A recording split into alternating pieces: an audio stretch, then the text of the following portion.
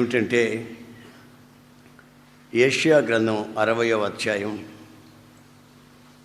మొదటి వాక్యం నేను చదువుతాను.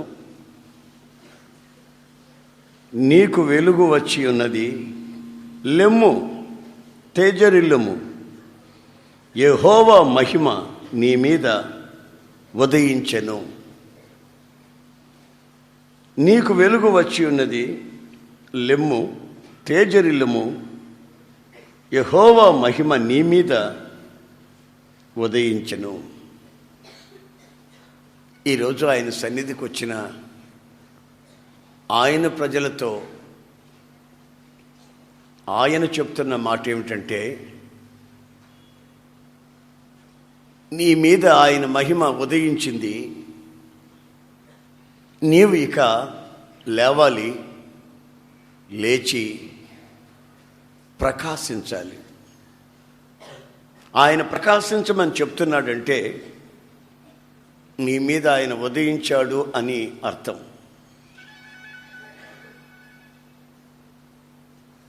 వోల్టేజీ పవర్ తక్కువగా ఉందనుకోండి, బల్బు అదో రకంగా ఎర్రగా వెలుగుతుంది. బల్బు వెలుగుతుంది కానీ అది ప్రకాశించట్లేదనే సంగతి మనకు తెలుసు. మనం వెలగాలని ఆయన మనలో ఉదయించాడు.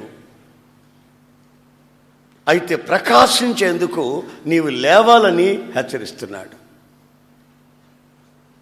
అనేకుల జీవితాలలో అనేక సంభవాలు వాళ్ళని లేవలేని స్థితిలోకి ఉంచేసాయి.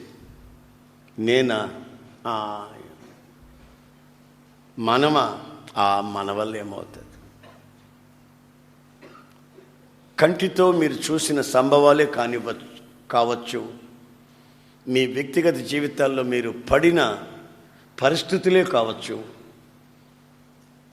మీ వ్యక్తిగత జీవితంలో మీకున్న బలహీనతల్ని నీవు చూసుకొని ఇక మనం లేవడం ఏమిటి, ప్రకాశించటం ఏమిటి? ఏదో జరిగింది తప్పు, అది మనకు ముందే ఉండాలి. ఇప్పుడు మనం ఏ ప్రయత్నం చేసినా మన పరిస్థితులన్నీ దారుణమైపోయాయి, మన వల్ల కాదు అని నిస్పృహల మధ్యలో, నిట్టూర్పుల మధ్యలో మనిషి ఈ రోజున చతికిలబడి కూర్చున్నాడు. ఇక లేవలేను అనే స్థితిలో ఉన్నాడు. కానీ నేను ప్రకటిస్తున్నటువంటి యేసుక్రీస్తు నిన్ను లెమ్మంటున్నాడు. దేవునికి స్తోత్రం. నీ స్థితిలో నుంచి లెమ్మన్నాడు.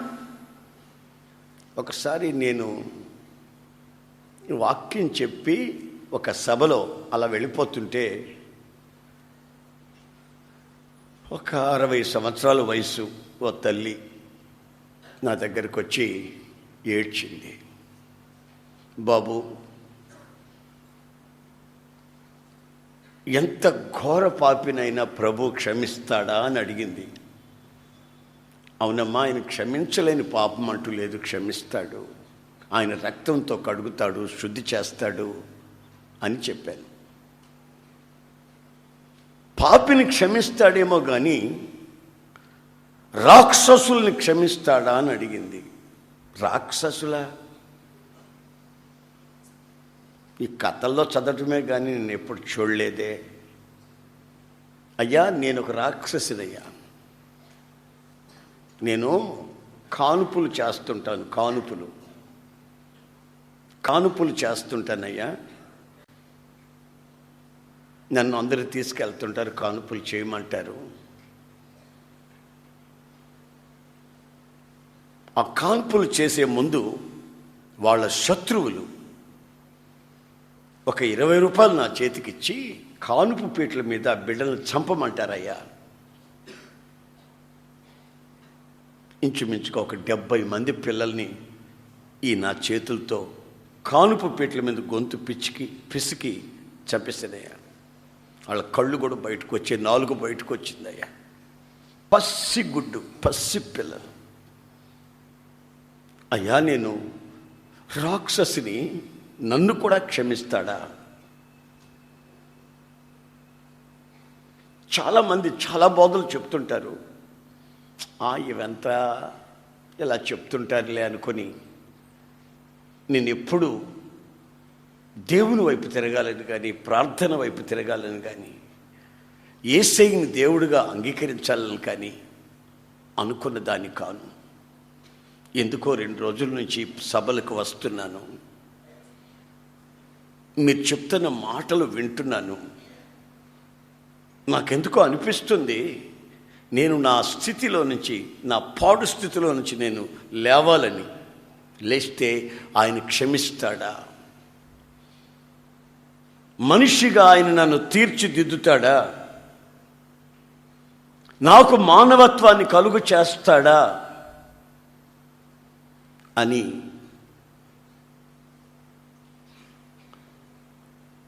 తల్లడిల్లిపోతూ ఏడ్చింది. ఆ తర్వాత నేను ప్రార్థన చేశాను. ప్రార్థన చేసిన తర్వాత ఆమెలో ఒక నెమ్మది కలిగింది. మరలా నాతో అంటది, బాబు 2 రోజుల క్రితం, 2 రోజుల క్రితం ఒక బాబు పుట్టాడు. వాళ్ళోళ్ళు నాకు 50 రూపాయలు ఇచ్చారు. వాళ్ళ బంధువులు, మగపిల్లడు పుట్టాడు. ఆ పిల్లోడిని చంపేశారు. ఆ సంగతి ఆ కన్న తల్లికి తెలిసి తన తల గోడకేసి కొట్టుకుంది. మెదడు చెదిరిపోయింది. భర్త వచ్చాడు. చూసి అతను ఏం చేయటం అర్థం కాక నాకు మరలా ఇంకొక 50 రూపాయలు చేతికిచ్చి, ఆ పసిగుడ్డిని ఏం చేసుకుంటారో చేసుకోండి భార్యని తీసుకొని వెళ్ళిపోయాడయ్యా. నేను ఆ పేపర్లో చుట్టి, ఆ బిడ్డని పేపర్లో చుట్టి కాలువలో విసిరేసానయ్యా 2 రోజుల క్రితం. నన్ను కూడా ప్రభు క్షమిస్తాడా? నా ప్రియమైన సహోదరులారా, ఈ రోజున మనిషి ప్రవృత్తి, మనిషి యొక్క వ్యక్తిత్వం ఏ స్థితిలో కొనసాగిపోతుందో, అంతరంగాలు ఏ విధమైన స్థితిలో దిగజారి ఉన్నాయో, ఎక్కడ నిద్రపోతున్నాయో, ఎక్కడ చతికిలబడి శాపాన్ని అనుభవిస్తున్నాయో, ఎంత అదో పాతాళానికి దిగజారిపోయాయో ఒక్కసారి ఈ రోజున ఆలోచించండి. ఆమె పబ్లిక్గా ఆమె చెప్పింది గనుక, ఇంత ఘోరమైన మనిషా ఈ మనిషి అని అనుకుంటున్నాం. కానీ చెప్పకుండా గుండెల్లో దాచుకున్న వాళ్ళు, ఇంతకంటే హీనమైన పని చేసిన వాళ్ళు, ఈ రోజున ఏమీ తెలియనట్టుగా నటించే వాళ్ళు ఎంతమంది ఉన్నారో ఒక్కసారి మీరు ఆలోచించండి. నోట్లో వేలు పెడితే ఈ బిడ్డ కొరుకుతుందా లేదా అని అనుమానం వస్తుంది కొంతమందికి. అంత అమాయకంగా ఈ పిల్లి కూడా పాలు తాగుతుందా అనే డౌట్ వచ్చేటట్టుగా ఉంటారు కొంతమంది. కానీ వాళ్ళ అంతరంగం ఈ రోజున ఏ స్థితిలో కొనసాగుతుందో మీరు ఆలోచించండి ఒకసారి.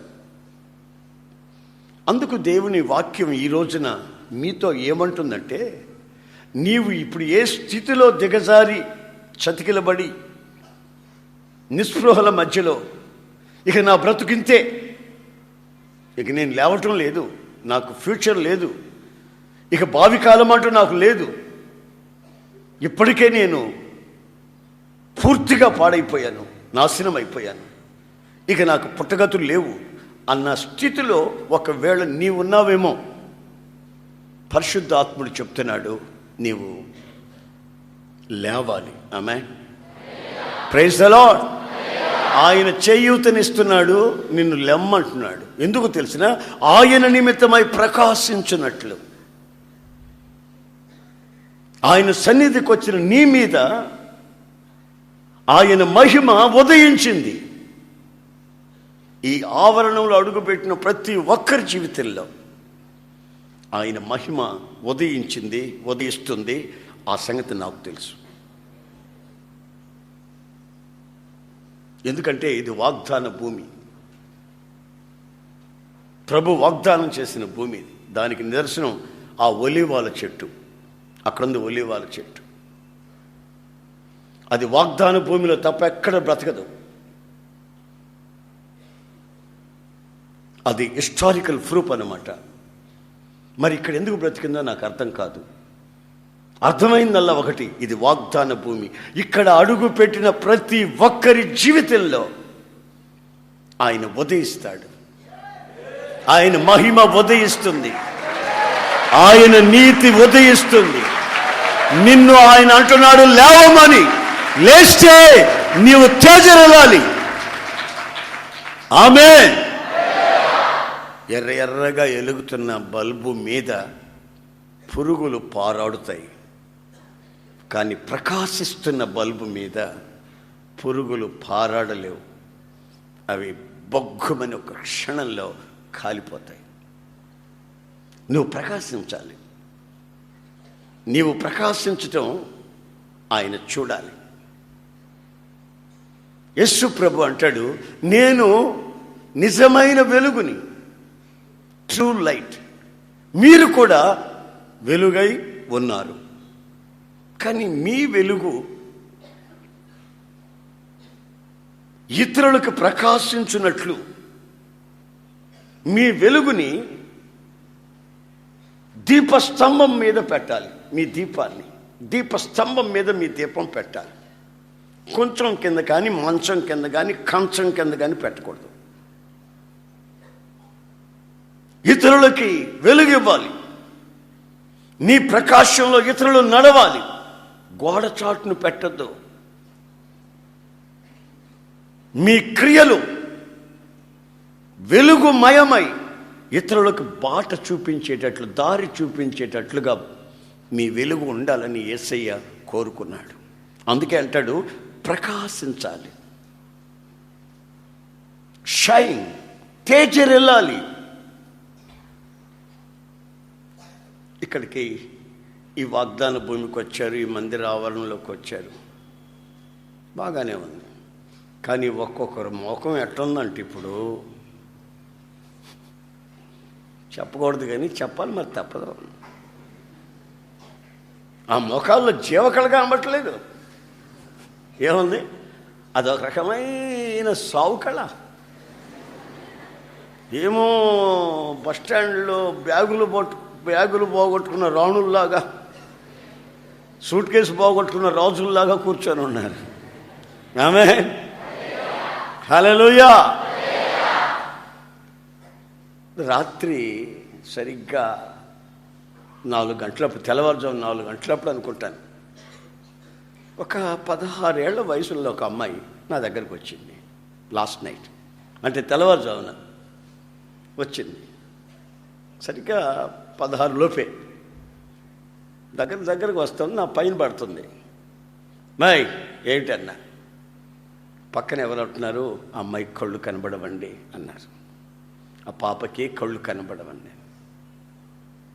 దగ్గరకు పిలిచి ఆ కళ్ళ మీద చేయించి ప్రార్థన చేస్తా ఉన్నాను నేను. చక్కటి ముఖ వర్చస్సు, చక్కటి నిండు వయస్సు, కానీ కళ్ళు లేవు, చూపు లేదు. కళ్ళు ఉన్నాయి, చూపు లేవు. ఎందుకు అది నాకు ప్రభు చూపించాడో నాకు అర్థం కాల. మళ్ళీ ఇప్పుడు నేను చెప్తుంటే కూడా నా మనసులో మళ్ళా ఆ విజన్, ఆ కళ మరలా జ్ఞాపకం వస్తాను. వయస్సున్న అందచందాలే ఉన్నా కొందరికి ఆ దృష్టి లేకపోవడం, ఉన్న లాంగ్ సైట్ లేకపోవడం, దూరదృష్టి లేకపోవడం. అందుకే ప్రభు రాత్రి తెల్లవారుజాము నాకు చూపించాడు ఈ విషయాన్ని. నీ కళ్ళు నీ శరీరానికి దీపాలు, నీ దేహానికి నీ కళ్ళు దీపాలు.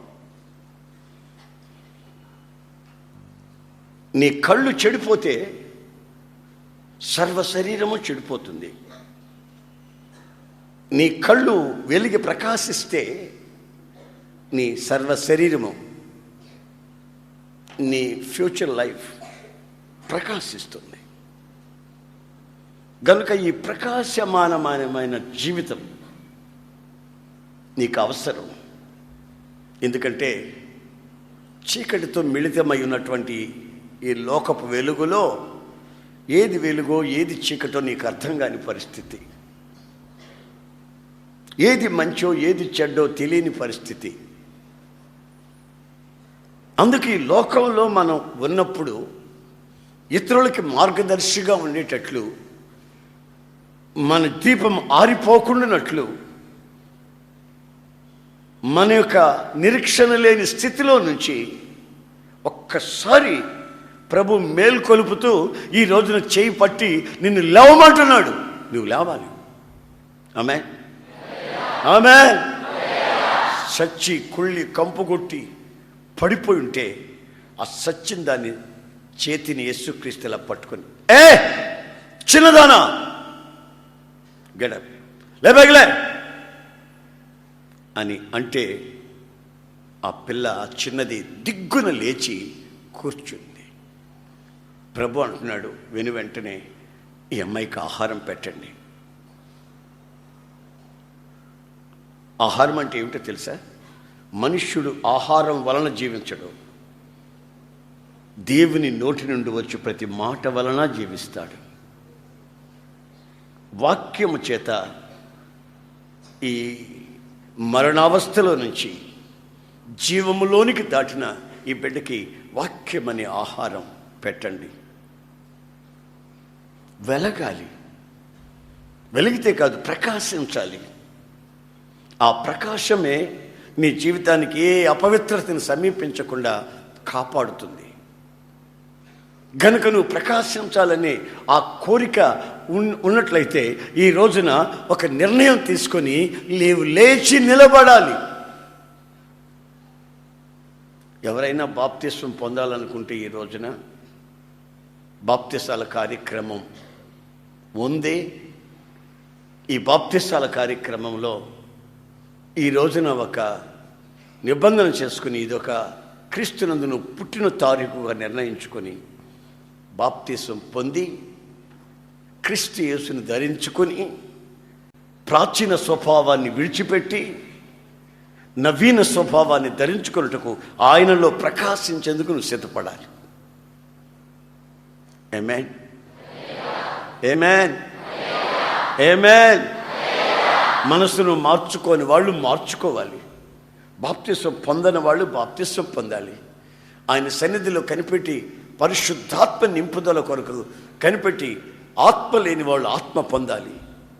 ఆత్మను దుఃఖపరిచిన వాళ్ళు, పోగొట్టుకున్న వాళ్ళు, మరలా మామూలు మనుషులైన వాళ్ళు మరలా నీ వ్యక్తిత్వాన్ని, నీ ఆత్మీయ జీవితాన్ని రెన్యూవర్ చేసుకోవాలి, నూతన పరచుకోవాలి. అంటే నువ్వు ప్రకాశించాలి. బైబిల్లో అక్కడక్కడ మనకు కొన్ని ప్రాముఖ్యమైన విషయాలు కనబడతాయి. ఒకసారి ఏం జరిగిందంటే, యేసుక్రీస్తుని గురించి మనం చదివేటప్పుడు ఆయన సూర్యుని వలె ప్రకాశించాడట. ఎవరి వలె? ఎవరి వలె? ఎవరి వలె? సూర్యుని వలె ప్రకాశించాడు. ఆయన ముఖం సూర్యుని వలె ప్రకాశించిందట. ఆయన కొండ మీద ప్రార్థన చేసుకుని ఇలా లేచిన వెంటనే అక్కడున్న శిష్యులు ఇలా చూస్తే ఆయన ముఖం సూర్యుని వలె. ఇప్పుడు ఆయన బిడ్డలమై ఉన్న మనం ఎలా ప్రకాశించాలి అంటే సూర్యుని వలె ప్రకాశించాలి. సామెతల గ్రంథంలో ఒక వాక్యాన్ని చూస్తాం. 4:18, 4:18. ఆ వాక్యాన్ని మీరు సరిగ్గా గమనించండి. ఒక దగ్గర కూర్చొని అన్నిటిని చిమ్నీలు తీసి, కిరోసిన్ లేని వాటి కిరోసిన్, అప్పుడు కరెంట్ లేదు, కిరోసిన్ పోసి ఆ చిమ్నీలు తుడిసి పెట్టి వెలిగించడం, సరిగ్గా వెళ్ళకపోతే మరలా ఆర్పి ఆ ఒత్తిని కత్తిరించడం. ఒత్తి మీద ఎప్పుడైతే కత్తిరి పడుతుందో అది బ్రైట్గా వెలుగుతుంది. చిమ్మిని తుడిస్తే శుభ్రంగా వెలుగుతుంది. ఆయిల్ ఫుల్గా ఉంటే ఒత్తి కాలకుండా వెలుగుతుంది. ఇవన్నీ చిన్నప్పుడు నేను చేసిన పనులు. ఒకసారి నిద్రపోతూ ఈ పని చేసినందువల్ల నా తల వెంట్రుకలు కారిపోయినాయి. దాని ముందు పడ్డా, మొహంగాళ్ళ దేవుడి దేవల్ల. మీ జీవితాలలో కూడా మీరు ప్రకాశించాలి, వెలగాలి. ఎలా? సూర్యుని వలె అన్నప్పుడు పరిశుద్ధాత్ముడు ఎంత తేటగా వ్రాయించాడో చూడండి. పట్టపగలు అయ్యేంత వరకు, వేకువ నుంచి సూర్యుడు మిట్ట మధ్యాహ్నం వరకు ఎలా వెలుగుతాడో అంతవరకే ప్రకాశించాలంటే మీరు. మరలా పట్టపగల నుంచి సూర్యుడు ఏమవుతాడంటే ఆ రైజింగ్, ఆ ప్రకాశం తగ్గుతూ వస్తుంది. ఆ తగ్గే దగ్గరికి వెళ్ళదు మీరు. సూర్యుడు వేకువనే పుడతాడు. 7 గంటలకు ఒక వెలుగు, 8 గంటలకు ఒక వెలుగు, 9కి ఒక రకంగా, 11, 12కి ఒక రకంగా, పట్టపగలయ్యేంత వరకు రైజింగ్లోనే ఉంటుంది, తేజరిల్లుతూనే ఉంటాడు. అలాంటి ఎదుగుదల మీ వెలుగులో కనిపించాలని పరిశుద్ధాత్ముడు చెప్తున్నాడు. మీ నీతి అంతకంతకు, మీ పవిత్రత అంతకంతకు, వేకువ నుండి మధ్యాహ్నం పట్టపగలు వరకు ఉన్నటువంటి ఆ వెలుగులో నీవు వెలగాలని ఆయన కోరుకున్నాడు. చాలామంది చెప్తారు, ఒకప్పుడండి ప్రార్థనలోనే ఉండేవాడినండి, ఒకప్పుడండి నేను మంచినీళ్ళు కూడా దాక్కుంటూ ఉపవాస ప్రార్థన చేసేదాన్నండి. ఒకప్పుడు సంగతి వదిలమ్మా, ఇప్పుడు సంగతి చెప్పు. అప్పుడండి ఇక వేరే ధ్యాస ఉండేది కాదు. ఉదయం లేస్తే సాయంత్రం వరకు పాటలు పాడుకొని, వాక్యం చదువుకొని, స్తుతించుకొని, స్తోత్రాలు చెప్పుకొని, మోకాళ్ళ మీద ఉంటే మోకాళ్ళు బదలైపోయాయండి, మోకాళ్ళు కాయలు కాసిపోయాయి. అమ్మా అప్పుడు సంగతి కాదు, ఇప్పుడు సంగతి చెప్పు. ఈ రోజున నీవు ఏ స్థితిలో ఉన్నావు ఆ స్థితి నుంచి లేవాలి. లేచిన తర్వాత నువ్వు ప్రకాశిస్తావు. ఎలా ప్రకాశించాలంటే అంతకంతకి. పోయిన సంవత్సరం ఉన్నట్టు కాదు ఈ సంవత్సరం, గత నెలలో ఉన్నట్టు కాదు ఈ నెల, గత వారం ఉన్నట్టు కాదు ఈ వారం, ఉదయకాలం ఉన్నట్టు కాదు ఇప్పుడు. అంతకంతకి నీ ప్రకాశిస్తూ ఉంటే అనేకులకి మార్గదర్శిగా, అనేకులకి దారి చూపించే వ్యక్తివిగా, లైట్ హౌస్లా నీ వెలుగు ప్రకాశిస్తా ఉన్నా. ఆమేన్, ఆమేన్. ఎలగవలసినటువంటి ఆ దీపం వెలగకపోతే జరిగేది ఏమిటో తెలుసా? యాక్సిడెంట్స్. రహదారుల్లో పెట్టారు లైట్ సిగ్నల్స్ అని పెట్టారు. ఆ సిగ్నల్స్ వీళ్ళని పొమ్మంటాయి, వాళ్ళని రమ్మంటాయి, వీళ్ళని వెళ్ళమంటాయి, వాళ్ళని రమ్మంటాయి. సిగ్నల్స్ వెలుగుతూ ఉంటాయి. ఆ వెలుగే ఆరిపోతే తాగుబోతాడు, లారీ వాడు వస్తాడు,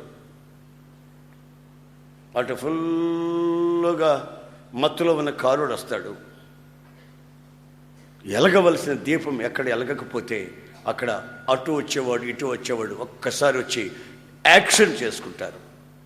ఆ దెబ్బలో ఈ ఎలగకుండా ఉన్న దీపస్తంభం కూడా బోర్ల పడిపోద్ది. ఏమయ్యా నా మీద ఎక్కించారంటే, నువ్వు వెలిగితే ఎందుకు ఎక్కిస్తావు? నువ్వు వెలిగావా? వెలిగితే నా దారిని నేను పోతాను, ఆడి దారిని ఆడు పోతాడు. నువ్వు వెలగలేదు కనుక నీ మీద ఎక్కించావు. వెలగవలసిన నీవు నిలవవలసిన చోట నిలిచి ఇతరులకి మార్గము చూపించే ఆ స్థితిలో సూర్యప్రకాశము వలె నీవు ప్రకాశించాలని ఆయన ఆశిస్తున్నాడు. ఆమేన్, ఆమేన్. రెండవదిగా మనం చూసినప్పుడు పరమగీతాలు 6:10లో పరమగీతాలు 6:10లో మనం ఒక సంగతి చూస్తున్నాం. అదేమిటంటే, చంద్రుడు.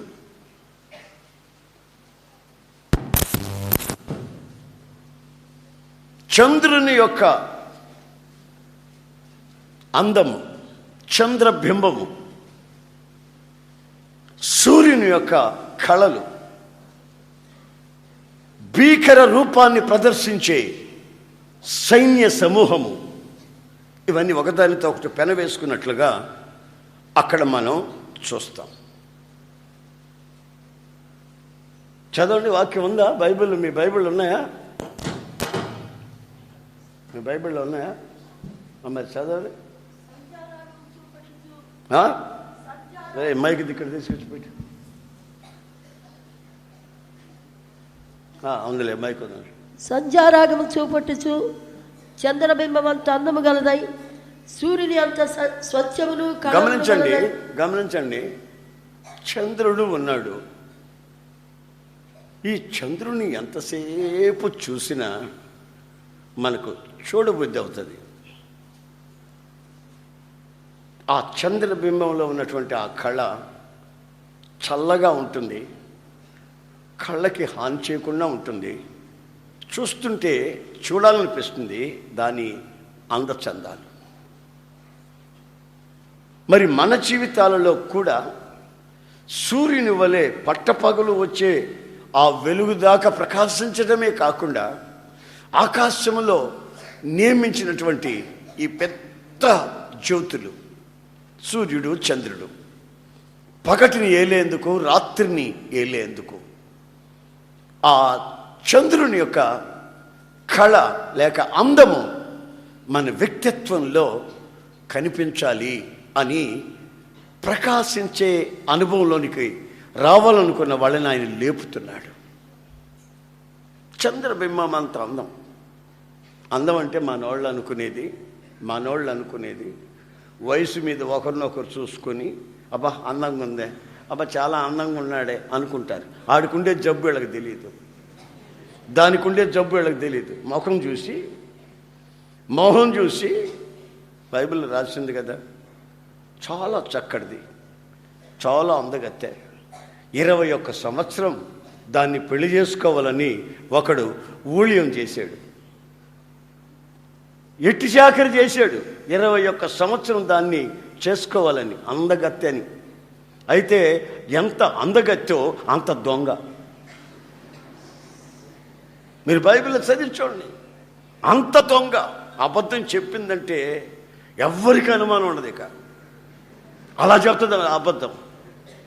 దొంగతనం చేసిందంటే నరమాత్రులు గుర్తుపట్టుకోలేదు. ఆ అందచందాలతో తాను వాగ్దత్త దేశంలో ప్రవేశించక ఆ వాగ్దత్త దేశానికి పొలిమేరల్లో సచ్చి సమాధి కట్టబడింది.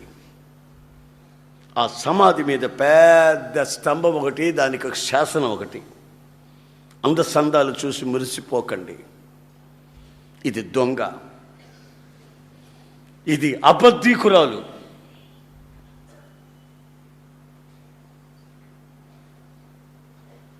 పైకి కనిపిస్తున్న అందం వేరు, అంతరంగమందు దాచబడిన గుణము అనే అందం వేరు, ఆ సౌందర్యం వేరు. ఆ గుణం అనే అలంకారాన్ని ధరించుకోమని. ఇంకా దేవుని వాక్యం ఏమంటుందంటే బ్యూటీ ఆఫ్ హోలీనెస్, పరిశుద్ధమైన అలంకారం, పరిశుద్ధతకు సంబంధించిన అలంకారం. చంద్రబింబమంత అందము కలదై ప్రకాశించాలి. ఆ వ్యక్తిగత ప్రకాశమే మన జీవితానికి మంచి రిజల్ట్ ఇస్తుంది. మన జీవితాంతం శాంతి సమాధానాలతో బ్రతుకుబాటుని ముందుకు సాగించగలం. ఈ క్షణికమైన ఆర్టిఫిషియల్గా అలంకరించుకున్న అలంకారాలు ఆ తర్వాత మన వ్యక్తిత్వానికి వికారాన్ని కలుగు చేస్తాయి. భద్రాచలం వరకు నేను ఒక రాత్రి ప్రయాణమై వెళ్ళాను. నైట్ బస్సులో వెళ్ళాను. ఆ సహోదరుడు ఆ భార్యాభర్తలు ఇద్దరు హాస్పిటల్లో పనిచేస్తారు. వాళ్ళు ఇంటికెళ్ళి పొద్దున్నే తలుపు తట్టాను. వాళ్ళు మెలకువతో ఉన్నారు, నేను వస్తాను తెలిసి శుభ్రంగా ఒక గది అరేంజ్ చేశారు. అన్న ఇక్కడ ఉండండి, ఈ రాత్రి మీటింగ్ ఉంది, పగలు కాస్త రెస్ట్ తీసుకోండి, నైట్ జర్నీ చేసి వచ్చారు, నేను డ్యూటీకి వెళ్ళిపోతున్నాను, నాకు సెలవు ఇవ్వలేదు, ఈయన గారేమో అరేంజ్మెంట్లు చూస్తున్నాడు, మాకు ఇక్కడ ఎవరు లేరు, మరి ఇదిగో పిల్లలు కాన్వెంట్కి వెళ్ళేసి వెంటనే వచ్చేస్తారు, రేయ్ అంకుల్కి భోజనం పెట్టాలి, అంకుల్కి అన్ని వడ్డించాలి మీరు అని ఇద్దరు పిల్లలకి చెప్పి వెళ్తున్నారు. నేను వాళ్ళని పిలిచి ఆ పిల్లల్ని చూసి, ఆ పిల్లలు ఎట్టున్నారు, ఇలా తాకితే మార్చిపోతారేమో అన్నట్టున్నారు, మార్బల్ స్టోన్ లాగా, పాలరాతి బొమ్మల్లాగా ఉన్నారు పిల్లలు. నేను వాళ్ళు పిలిచి, ఎంత చక్కటి బిడ్డలు ఇచ్చాడయ్యా దేవుడు మీకు, వాళ్ళు చూస్తేనే కడుపు నిండిపోతుంది అన్న కాసేపు ఉండండి మీకు వాళ్ళ సంగతి తెలుస్తుంది అన్నారు. ఏమిటమ్మా అలాగంటామని, అదే మేము వచ్చేసరికి మీకు వాళ్ళ సంగతి తెలుస్తుంది అన్నా, పాలరాతి బొమ్మలో ఇంక వాళ్ళ అందసందాలు మీకు తెలుస్తాయి లేనా అంటే వెళ్ళిపోయారు. సరే వాళ్ళు కాన్వెంట్కి వెళ్ళారు, నేను కూడా తలుపు జారు అట్లా వేసి గడి పెట్టుకుంటూ పడుకున్నాను, టిఫిన్ చేసి పడుకున్నాను. వాళ్ళు 10 గంటలకు వచ్చినట్టున్నారు, 11కి వచ్చినట్టున్నారు, 12కి వాళ్ళకి భోజనం పెట్టమని చెప్పినట్టున్నారు తల్లిదండ్రులు. ఆ లోపల ఏం చేసింది ఆ పిల్ల, బ్లేడ్ తీసుకొని వచ్చి నా గోళ్ళు కత్తిరిస్తుంది బ్లేడ్తో. ఆ గోర్లు కత్తిరించబోయి, నేను నిద్రపోతున్నా, గోర్లు కత్తిరించబోయి కాలు కోసిన అన్న లేదు చూస్తే ఈ పిల్ల సైతాన్ పోవాడిగా అన్న. పొద్దున్నే అంత ముచ్చటగా కనబడిన పిల్ల, అంత అందంగా కనబడిన పిల్ల, సరే 2-3 గంటలైన తర్వాత అది చేసిన పనికి రక్తం వచ్చేసింది నా కాలుకి, బొట్టనెలకి. ఏం చేస్తున్నాను, గోర్లు కత్తిరిస్తున్నాను, లోపలికి వచ్చామంటే కీళ్ళని కొడతాను బాగా అని బయటకు వెళ్ళిపోయింది. మళ్ళీ ఇటు తిరిగి పడుకుంటే కింద నుంచి దబ్బనం తీసుకొని పొడిచాడాడు. కింద చూసే కుక్క ఏమో అని చూస్తే కుక్క కాదు, ఈడు దబ్బనం తీసుకొని పొడుస్తున్నాడు నన్ను ఈ మీద. ఇక జుట్టు పట్టుకుని కసలాగి తలుపు అవతలు పెట్టి తలుపు గడి పెట్టుకున్న వాళ్ళు తల్లిదండ్రులు వచ్చేంత వరకు తలుపు తీల. ఇక అన్నం కూడా నాకు అక్కర్లేదు బాబు, వీళ్ళిద్దరు పిల్లలు కాదు, వీళ్ళిద్దరు రాక్షసులు అంటున్నారు. ఎక్కడుందండి అందం, ఎక్కడుంది నాకు అర్థం కాదు. అందం ఎక్కడుంది, ఆ వయసు మీద కొంచెం అందంగా అనిపిస్తారు అంతే. అది తెలవక ఈ దద్దమ్మలకి, అది తెలవక ఈ మనుషులకి, అబ్బో ఒక్కొక్కడు దేవదాసు అయిపోతాడు.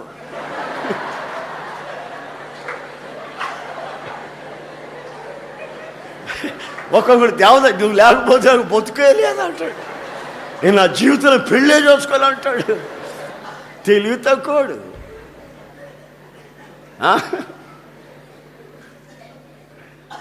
చాలామంది ఈ మగాళ్ళు కానీ ఆడపిల్లలే కానీ అదేం ప్రేమో అదేం కానీ మనకి అర్థమై సాదు. ఇక బతుకెళ్ళేదన్నట్టు, లోకమే లేదన్నట్టు, ప్రపంచమే లేదన్నట్టు వెచ్చల విడిగా మనసు కోరుకున్నట్లు, శరీరం ఆశించినట్లు దరిద్రపు బ్రతుకులకి తెగించేస్తారు, తుచ్చమైన అభిలాషలకి. అయితే బైబిల్ అంటుంది, నీవు చంద్రబింబమంత అందాన్ని సంపాదించాలి. ఎంతసేపు చూసినా ఆ అందం తరగకూడదు. తరగకుండా ఉండాలంటే గుణం అనే అక్షయ అలంకారం నువ్వు పొంది ఉండాలి. పై వేషాలు కాదు, పై అందాలు కాదు. నా ప్రియమైన సహోదరులారా, క్షణికమైనటువంటి తుచ్చమైన అభిలాషల్లో పడి నిండు 100 ఏళ్ల జీవితాలు శాపంగా మార్చుకోకుండా ఉండాలని ప్రభు అంటున్నాడు. ఇప్పుడు నీ ఉన్న స్థితి ఏంటో తెలుసుకొని అక్కడి నుంచి నువ్వు లేవాలి. అక్కడికి కూర్చోకూడదు. ఆ స్థితిలో నువ్వు ఇక ప్రవర్తించకూడదు. ఆ స్థితిలో నిలిచి ఉండకూడదు.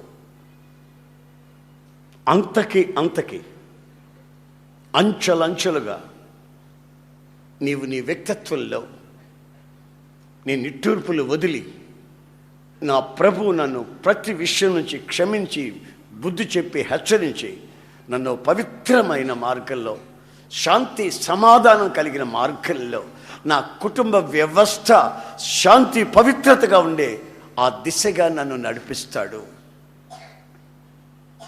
నేను చేసిన అక్రమం, పాపం, దుర్మార్గత అది నాతోనే ముగించబడదు. నా కుటుంబం మీద, నా పిల్లల మీద, నా తర్వాత నా వ్యక్తిత్వం మీద అది పడుతుంది అనే సంగతి గుర్తించి ఈ రోజున నీవు లేవాలి. లేచి చంద్రబింబం అంతా. కొంతమంది వచ్చి మాట్లాడితే 1-2 మాటలు మాట్లాడిన తర్వాత అయిపోయిందా, ఇంకా ఉన్నాయా, ఇప్పుడు చాలులే అనిపిస్తుంది. ఎందుకంటే వాళ్ళ మాటల్లోనే అదో రకమైనటువంటి అపవిత్రత, అవసరం లేనివి, అనవసరమైన జోకులు, నవ్వులు, ఇకిలింపులు, పలకరింపులు, సరసోక్తులు, ఇవన్నీ ఒకదానితో ఒకటి పెనవేసుకొని, నాకు చాలే ఆపు బాబా, చెప్పింది చాలే కాపు అనే స్థితికి కొందరు చెప్తుంటే ఇంకా 4 మాటలు చెప్తే బాగుండేది కదా అని అనిపిస్తుంది. కొందరితో సహవాసం చేస్తే 2 రోజుల సహవాసానికి ఎంత మార్పు వచ్చిందే నాలో, ఇంకో వారం సహవాసం చేస్తే ఇంకెంత మార్పు కలుగుతుందో అనే స్థితికి, చంద్రుడిని చూస్తుంటే ఇంకా ఇంకా ఇంకా ఇంకా చూడాలనే ఆ ఆధ్యాత్మికమైన చల్లదనం, నెమ్మది మన వ్యక్తిత్వంలో కొట్టొచ్చినట్టుగా కనబడాలి. ఆమేన్, ఆమేన్. మధ్యాహ్నం వెలుగు నుండి సాయంత్రం వెలుగుగాక తరిగిపోతున్న సూర్యుని ప్రకాశం కాదట, రైజింగ్లో ఉన్న సూర్యుని ప్రకాశమే నీలో ప్రకాశించాలి. మూడవదిగా మనం గమనించినట్లయితే, 51వ కీర్తన 7లో దావీదు ఏమని చెప్తున్నాడో గమనించండి.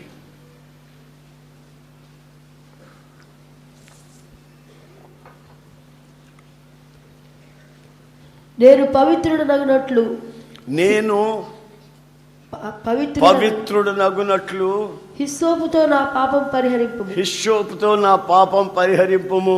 హిమము కంటేను నేను తెల్లగా ఉండునట్లు, హిమము కంటేను నేను తెల్లగా ఉండునట్లు నీవు నన్ను కడుగు, నీవు నన్ను కడుగు. దావీదు జీవితంలో వచ్చినటువంటి పొరపాట్ల నిమిత్తమై, బలహీనతల నిమిత్తమై, క్షణికంగా తాను కొన్ని దురాశల్లో పడినందువల్ల దేవుని సన్నిధికి వచ్చి ఆయన ఈ విధంగా ప్రార్థిస్తున్నాడు. ఏమని ప్రార్థిస్తున్నాడంటే, నన్ను హిస్సోపుతో కడుగుము, హిమము కంటే, చెప్పండి, నోరు తెరిచి చెప్పండి, హిమము కంటే తెల్లగా. హిమము మంచు, స్నో. హిమము కంటే స్నో వైట్ కాదు, ఆ స్నో ఉన్న వైట్ కంటే కూడా ఇంకా అంతా ఎక్కువైనటువంటి ఆ పవిత్రత, తెల్లదనం నా వ్యక్తిత్వంలో కనబడాలి. అలా నా హృదయాన్ని కడుగయ్యా, అలా నా హృదయాన్ని కడుగు. తన పశ్చాత్తాపంలో ఉన్నటువంటి ఆంతర్యం అది. కొంతమంది చేసే పనులు చేస్తూ ప్రభు సన్నిధికి వచ్చి, ప్రభువా నా సంగతులన్నీ నీకు తెలుసయ్యా, నువ్వేం చేసుకుంటావో చేసుకోయ్యా, నీకే వందనాలయ్యా అని ఒక మాటలో ముగించేస్తారు. అయితే దైవజనుడు, దేవుని ఎరిగినవాడు, దేవుని పరిశుద్ధతను కోరుకున్నవాడు, తన వ్యక్తిత్వంలో జరిగిన పొరపాట్ల నిమిత్తమై ఆ 51వ కీర్తన అంతా మీరు చదివితే మీకు ఇంటికి పోయి తెలుస్తుంది. ఆయన ఎంత కుమిలిపోతున్నాడో, ఎంత బాధపడిపోతున్నాడో, చివరికి హిమముని పోలిస్తున్నాడు. హిమము ఎలాగా తెల్లగా బ్రైట్గా ప్రకాశిస్తుందో దాని వలె నన్ను మార్చమన్నాడు. ఆ హిమముని మనం గమనించినట్లయితే, ఆ హిమకొండలు, హిమగడ్డలు, ఈ ఐసు గడ్డలు ఇవన్నిటిని గమనిస్తున్నట్లయితే ఒకటి మాత్రం నిజం. అదేమిటంటే, ఇటువైపు నుంచి చూస్తే అటువైపు మనిషి కనబడతాడు, మధ్యలో హిమం ఉంటుంది, ట్రాన్స్పరెంట్. ఇటున్న వ్యక్తి అటున్న వ్యక్తి కనబడతాడు, అటున్న వ్యక్తి ఇటువైపు ఉన్న వ్యక్తి కనబడతాడు, మధ్యలో హిమం పేరుకొని ఉంటుంది, మంచు పేరుకొని ఉంటుంది, స్నో పేరుకొని ఉంటుంది. కానీ అటు ఇటు ఏమీ అడ్డు లేకుండా కనబడే పరిస్థితి. ఈ వ్యక్తి అటు వెళ్ళలేడు, ఆ వ్యక్తి ఇటు రాలేడు, కానీ లోపల ఏమీ లేని సంగతి వీళ్ళు గుర్తించగలిగిన పరిస్థితి. హిమము కంటే నా హృదయాన్ని తెల్లగా మార్చు. యేసుక్రీస్తుని గురించి కూడా ఒక రోజున వ్రాయబడిన మాట ఏమిటంటే, ఆయన వేసుకున్న బట్టలు ఏ చాకలి చలువ చేయలేనంత తెలుపు. ఆ తెలుపు ఏమి తెలుపది? Snow white. ఇప్పుడు మా సేవకులు ఉన్నారు, తెల్ల బట్టలు వేసుకొని. వాళ్ళందరినీ కానీ ఇక్కడ నిలబెట్టానంటే ఎవరు సోమరుడో ఎవరు మంచోడో మీకు తెలిసిపోద్ది. ఎందుకంటే ఆ బట్టల రంగు. కొంచెం సోమరితనం లేనివాడేమో శుభ్రంగా ఉతుక్కొని ఉంటాడు తెల్లగా. సోమరుడు ఉన్నాడే ఆ కంపే తగిలించుకొని తిరుగుతుంటాడు. తెలుపులు అది నేను చెప్పింది. మీరు రంగులో ఉన్నారు కనుక కింద పడినావు, పొరులాడినావు, బస్సు ఎక్కినా దిగినా, మోకాళ్ళ బాగలు పట్టుకున్నా, సినిమాలు చుట్టే తిరిగినా కనబడదు రంగులో ఉంటే. ఇప్పుడు తెలుపులో ఉన్నారు కదండి. ఆ తెలుపులో కూడా తెలుపులు, పాల తెలుపు, ఏమండి, పాలు ఉండే తెలుపు వేరు, నీళ్లుండే తెలుపు, అన్ని తెలుపులు, రకరకాల తెలుపులు అన్నమాట. ఆమె ఎవరో నాకు బట్టలు కొనిపెట్టారు మొన్న, తెల్లటి బట్టలే. ఇదొక రంగు ఉంది, ఇదొక రంగు ఉంది, కానీ తెలిపే, రెండు తెలిపే. ఇదిగో తెలుపు ఉంది, ఇదొక తెలుపు ఉంది. ఈ రెండింటి కలపేదానికి మా వల్ల కాల. అంటే అర్థం ఏంటంటే, స్నో వైట్ అంటే అర్థం ఏంటంటే, హిమము వలె తెల్లగా కడగమంటే అంతరంగమందు ఏమీ ఇక దాచబడింది ఉండకూడదు. మచ్చ, డాగు, ముడత అంతరంగమందు ఏమీ కనిపించకూడదు. ఇక ఇటు నుంచి చూస్తే అటు నుంచి ఉండే వాళ్ళకి ఏమి ఇక్కడ అడ్డు ఏమీ ఉండకూడదు. Praise the lord, praise the lord, హల్లెలూయా. ఈ వాక్యం చదివేటప్పుడు నాకు ఒక అమ్మాయి గుర్తొచ్చింది. ఆ అమ్మాయి పేరు రిబ్కా. ఎవరు చెప్పండి, గట్టిగా చెప్పండి. అమ్మాయి పేరు రిబ్కా, కన్యక. నీళ్లు తెచ్చుకునే దానికి బావికి వెళ్ళింది. అక్కడ ఒక పెద్ద ఆయన మాట్లాడాడు కొన్ని సంగతులు మాట్లాడాడు. నువ్వు ఎవరు కూతురివి, ఎవరమ్మాయివి, ఇంటి పేరేంటి, అది ఇది మాట్లాడాడు. ఈ అమ్మాయి కూడా అక్కడ కొంచెం పరిచయం చేసింది. ఆ నీళ్లు పోయడం, ఒంటికి నీళ్లు పోయడం అంతా చేసింది. తర్వాత మా ఇంటికి రాయి గారు అని పిలిచింది పెద్ద ఆయన్ని. సరేనమ్మా అన్నాడు. ఈ అమ్మాయి ఏం చేసిందో తెలుసా? బైబిల్లో ఆ అమ్మాయి గుర్తొచ్చిన వెంటనే నాకు స్ట్రైక్ అయింది. అట్లాగే అందరూ ఆడపిల్లలు పెళ్ళిళ్ళు కాకముందు ఈ విధంగా ఉంటే ఎంత బాగుండేది అనిపించింది. ఆ అమ్మాయి పరిగెత్తుకుంటూ వెళ్తుంది. మాయ్ పాప చిన్నదానా ఆగు, నేను కూడా వస్తున్నాను కదా, రమ్మన్నావు కదా మా ఇంటి దాకా, వస్తున్నాను కదా, కళ్ళనిస్తారని మీరు ఆగండి కొంచెం, మళ్ళీ వచ్చి చెప్తాను నీకు, నేను రమ్మన్నానులే. మరి మా ఇంట్లో అడగొద్దు, నువ్వు వచ్చేస్తే ఎట్లా, తీసుకొని డైరెక్ట్గా తీసుకొని వచ్చేసే దండం పెట్టు అంటే ఎట్లా? వాళ్ళ తల్లిదండ్రులు తెచ్చుకొని చూస్తారు, ఈ పనికి మాలింది ఎవర్రా అమ్మాయి, ఈడెవడు దండం పెట్టు అంటున్నావు ఏంటి, ఈయన మా నాయన, ఈయన మా అమ్మ, దండం పెట్టు అంటే కుదురుతుందా? ఎవడాడు ఎవరు ఏం జరిగింది ఏం తెలియదా? ఈ అమ్మాయి మాట్లాడినంతసేపు మాట్లాడి పరిగెత్తుతుంది.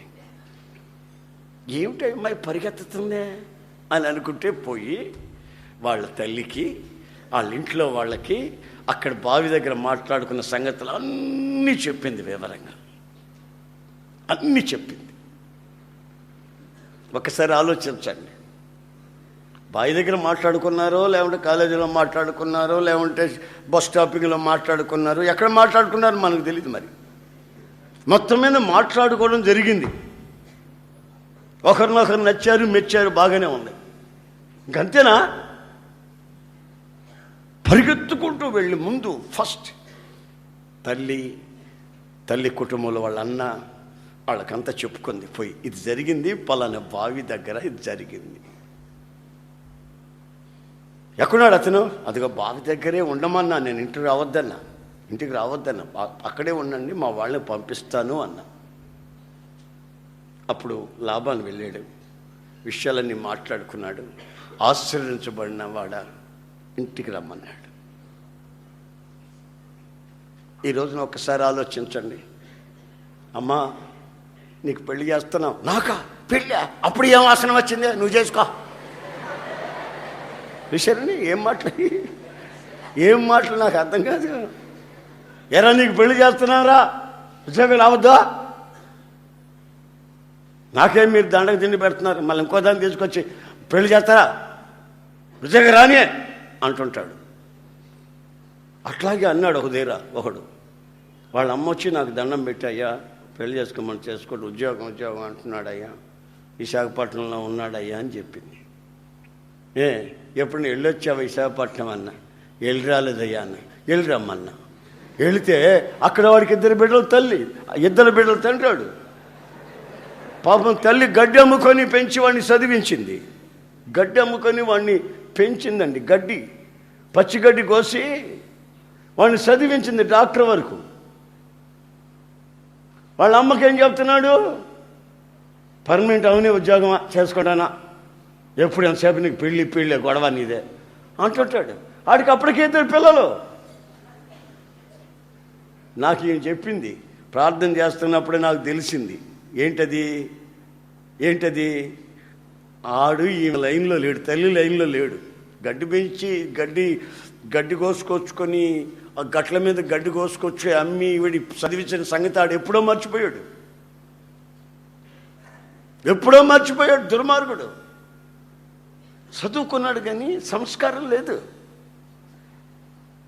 ఆ తల్లి అమాయకురాలు. అయ్యా అబ్బాయికి పెళ్లి చేసుకోమని వాటి పోయినప్పుడు చెప్పయ్యా అంటుంది. పాపం తెలవక అడిగినప్పుడల్లా హృదయంలో ఒకడు పెట్టుకుంటున్నాడు, నోటితో ఇంకొకటి మాట్లాడుతున్నాడు. చూశారండి, హృదయంలో ఉన్నది ఒకటి, నోటితో మాట్లాడేది ఒకటి. అందుకే దావీదు అంటాడు, నా హృదయాన్ని ఎట్లా గడగాలంట, ఎట్లా శుద్ధి చేయాలంటండి? హిమము వలె. చూడండి, దైవజనులు దేనికి తమ హృదయాలను పోల్చుకుంటున్నారు.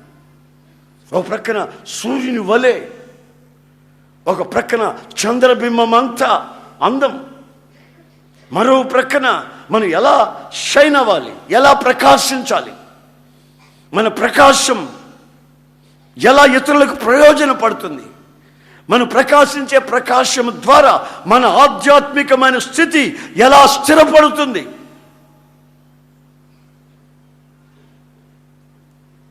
నీ జీవితంలో గుండెల్లో ఒకటి పెట్టుకొని నోటితో ఒకటి మాట్లాడడం నువ్వు ప్రారంభించావంటే నువ్వు సాతాను కబంధ హస్తాల్లో పడతావనే సంగతి వాస్తవం. రాసు పెట్టుకోండి, స్టాంప్ వేసి, నేను సంతకం పెడతాను.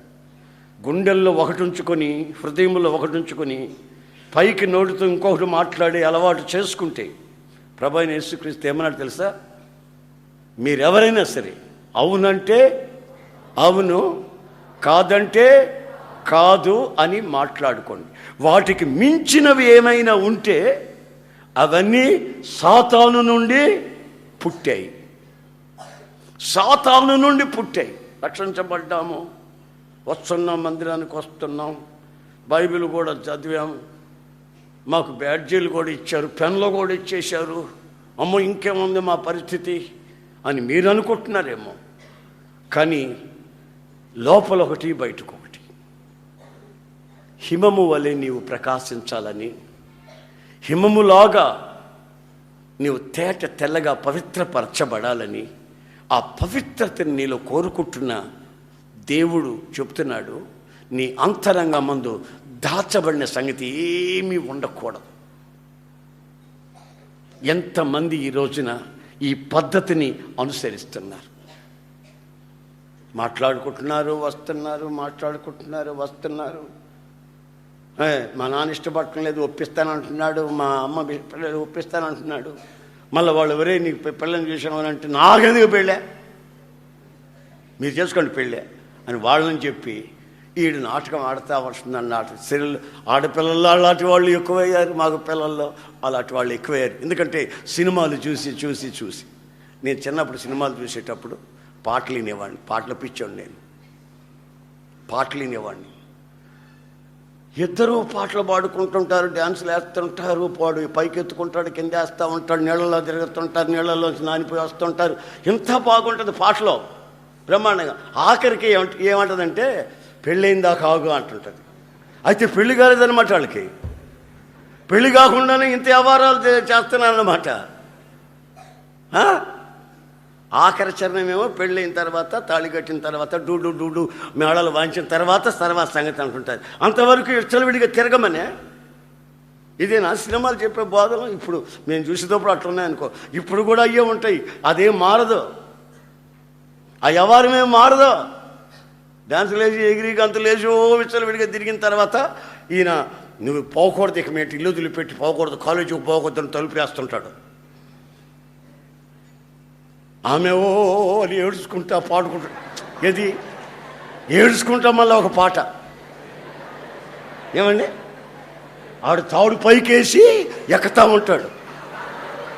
ఈ సినిమాలు, ఈ ఎదవ సినిమాలు చూసి మనోళ్ళు వాస్తవ జీవితాలు కూడా సినిమాలాగే ఉంటుందనుకుని భ్రమించి, ఆ భ్రమలో పడి తాడేసి ఎక్కుతాడేమో చూద్దాం అనుకుంటూ ఉంటాడు. వాడు తాడేయుడు, వాడు నీకు ఉరి తాడేసి పోతాడు. వాడు నీ బ్రతుకే నాశనం చేస్తాడు. అదేమంటే కులం అడ్డొచ్చింది అంటాడు, పెద్దలు అడ్డొచ్చారంటాడు, సంస్కారం అంటాడు, ఎంతకాలం తిరిగిన తర్వాత పెళ్ళి అంటే పనికి మాలిందా అని అంటాడు. ఇట్లాంటి నీచమైన కార్యాలకు తెగిస్తాడు. మోసపోవద్దు. ఎవరిలో ఏ జబ్బు ఉందో, ఎవరిలో ఏ రోగం ఉందో మనకు తెలియదు. గవర్నమెంట్ కూడా చెప్తున్నారు, పెళ్ళికి ముందు పరీక్షలు చేయించుకోండి, ఆ జబ్బు ఉంటుందేమో చూసుకోండి అని. అవును, మరి ఎవరిలో ఏముందో గవర్నమెంట్కే తెలియట్లే.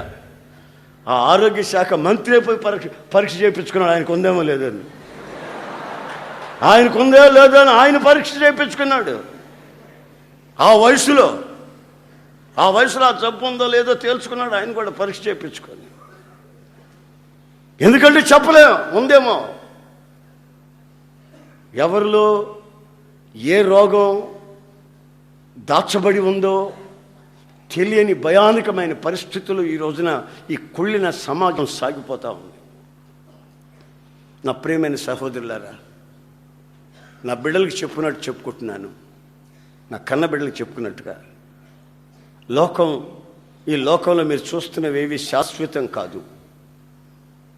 కాస్త నిబ్బరమైన మనస్సు కలిగి, మనస్సులో ఉన్నది ఉన్నట్టు తల్లిదండ్రులకు చెప్పుకొని, పెద్దలకి చెప్పుకొని, నీ జీవిత సమస్యకి ఒక జవాబు నువ్వు పొందాలి. పరిగెత్తుకుంటూ పోయి రిబ్కా, ఆమేన్, ప్రైజ్ ది లార్డ్, పరిగెత్తుకుంటూ వెళ్ళి చెప్పింది. తన జీవితాన్ని ఒకసారి నేను ఆలోచించి చూశాను.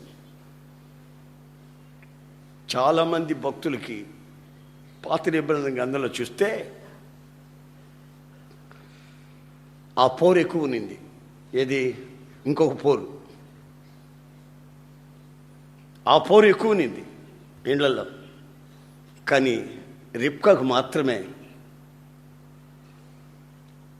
ఆ ఇంట్లో మరొక మనిషి పోరు మాత్రం లేకుండా శాంతి సమాధానాలతో బ్రతికింది. కారణం ఏంటంటే అక్కడ బావి దగ్గర మాట్లాడుకున్న మాటలు ఇంటికి వచ్చి చెప్పింది, ఇది జరిగింది, ఇది జరిగింది, ఇది జరిగింది. మీరేమంటారు నాకు తెలియదు, మీరు పోయి సంప్రదించండి. That's all. నువ్వు చెప్పొద్దు, నేను కూడా చెప్పను, ఇట్లాగే జరుగుతుంటామంటే కుదరదు. తర్వాత జీవితం అదో పాతాళానికి వెళ్ళిపోద్ది. నిండు నూరేళ్ళ జీవితాలు శాపంగా మార్చుకోకూడదని దేవుని వాత్సల్యాన్ని బట్టి మిమ్మల్ని బ్రతిలాడుకుంటున్నాను. ఒక్కోసారి కొన్ని విషయాలు నేను వింటున్నప్పుడు నా హృదయం బద్దలైపోతుంది. ఎందుకో గత రాత్రి ఆ కల్లో బంగారు లాంటి ఇచ్చినది 16 ఏళ్ల వయసు, తనకి కళ్ళు కనిపించట్లేదు. గోతులో పడిపోద్దేమో, ఏ లారీ కింద పడిపోద్దో, ఏ బస్సు కింద పడిపోద్దో, ఏ ముళ్ళలో పడిపోద్దో, ఎవరి ద్వారా ఎలా నాశనం అయిపోద్దో తెలియని పరిస్థితిలో ఉంటే కళ్ళ మీద చేయబెట్టి అట్లాగా కన్నీళ్ళతో ప్రార్థన చేస్తున్నా, ఈ బిడ్డని ప్రభువా ఈ కళ్ళు తెరిపించు, నిజమైన అందాన్ని చూసే కళ్ళు తెరిపించు, పరిశుద్ధ అలంకారాన్ని గమనించే కళ్ళు తెరిపించు, మనోనేత్రం మన మనసులో దాచబడింది ఏమీ లేక అంత బహిరంగంగా తన వ్యక్తిగత జీవితంలో చిన్న వయసు కనుక ఉన్నది ఉన్నట్లు మాట్లాడటం, సత్యం మాట్లాడడం, అమాయకంగా ఉన్నది ఉన్నట్టుగా చెప్పుకొని పెద్దల సలహా పొందడం, అది ఒక వ్యక్తిగత జీవితానికి, ఆధ్యాత్మికమైన అనుభవానికి ఆశీర్వాదమైన సంగతి మనం గుర్తించాలి. అందుకే బైబిల్లో రాసింది హిమము వలె. ఆమేన్. మొదట నేనేం చెప్పాను? ఫస్ట్ ఏం చెప్పాను? సూర్యుని వలె. సెకండ్ చంద్రబింబము వలె. థర్డ్ హిమము వలె. 4 చెప్తున్నాను, మెరుపు వలె. లైట్నింగ్, మెరుపు వలె. నీవు లేవాలి, ప్రకాశించాలి. ఆల్రెడీ ఆయన నీ మీద ఉదయించి ఉన్నాడు. ఆ ఉదయించిన దాన్ని ఎన్లైట్ చేయాలి, ప్రకాశింప చేయాలి. దానికి నీవు చేయవలసింది ఏంటంటే, నేను మెరుపు వలె ప్రకాశించాలి. ఎవరైనా మెరుపుని అలా చూస్తూ ఉంటారండి? అసలు మీరు చూసేంతసేపు ఆ మెరుపు ఉంటుంది? అసలు బైబిల్లో రాసింది, తూర్పున అలా ప్రారంభమై మరుక్షణం పడమటిలో మరిగిపోతుంది. ఆ థండర్స్, ఆ మెరుపులు, ఆ ఉరుములు వస్తూ ఉన్నాయనుకో, ఎవడు భయపడ్డు? ప్రతి ఒక్కడికి భయమే ఆ మెరుపులు ఉరుముల్ని చూస్తూ ఉన్నప్పుడు. ముసలోళ్ళు కొంతమంది చెప్తారు, రాయ్ లోపలికి రా, కళ్ళు పోతాయి, లోపలికి రారా కళ్ళు పోతాయి, చూడబాక కళ్ళు పోతాయి. విసరండి, మెరుపుని చూడలేరు, చూస్తూ ఉండలేరు. అలా మెరిసి అలా అంతరించిపోద్ది. కానీ గుండెల్లో దడ పుట్టిస్తుంది.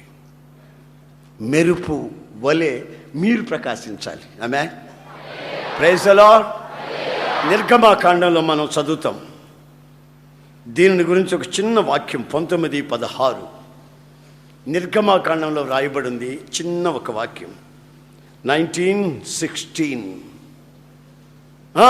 మూడవ నాడు ఉదయమైనప్పుడు ఆ పర్వతం మీద ఉరుములను మెరుపులను సాంద్ర మేఘము బోర యొక్క మహాధ్వనియు కలుగగా పాళెంలోని ప్రజలందరూ వణకిరి.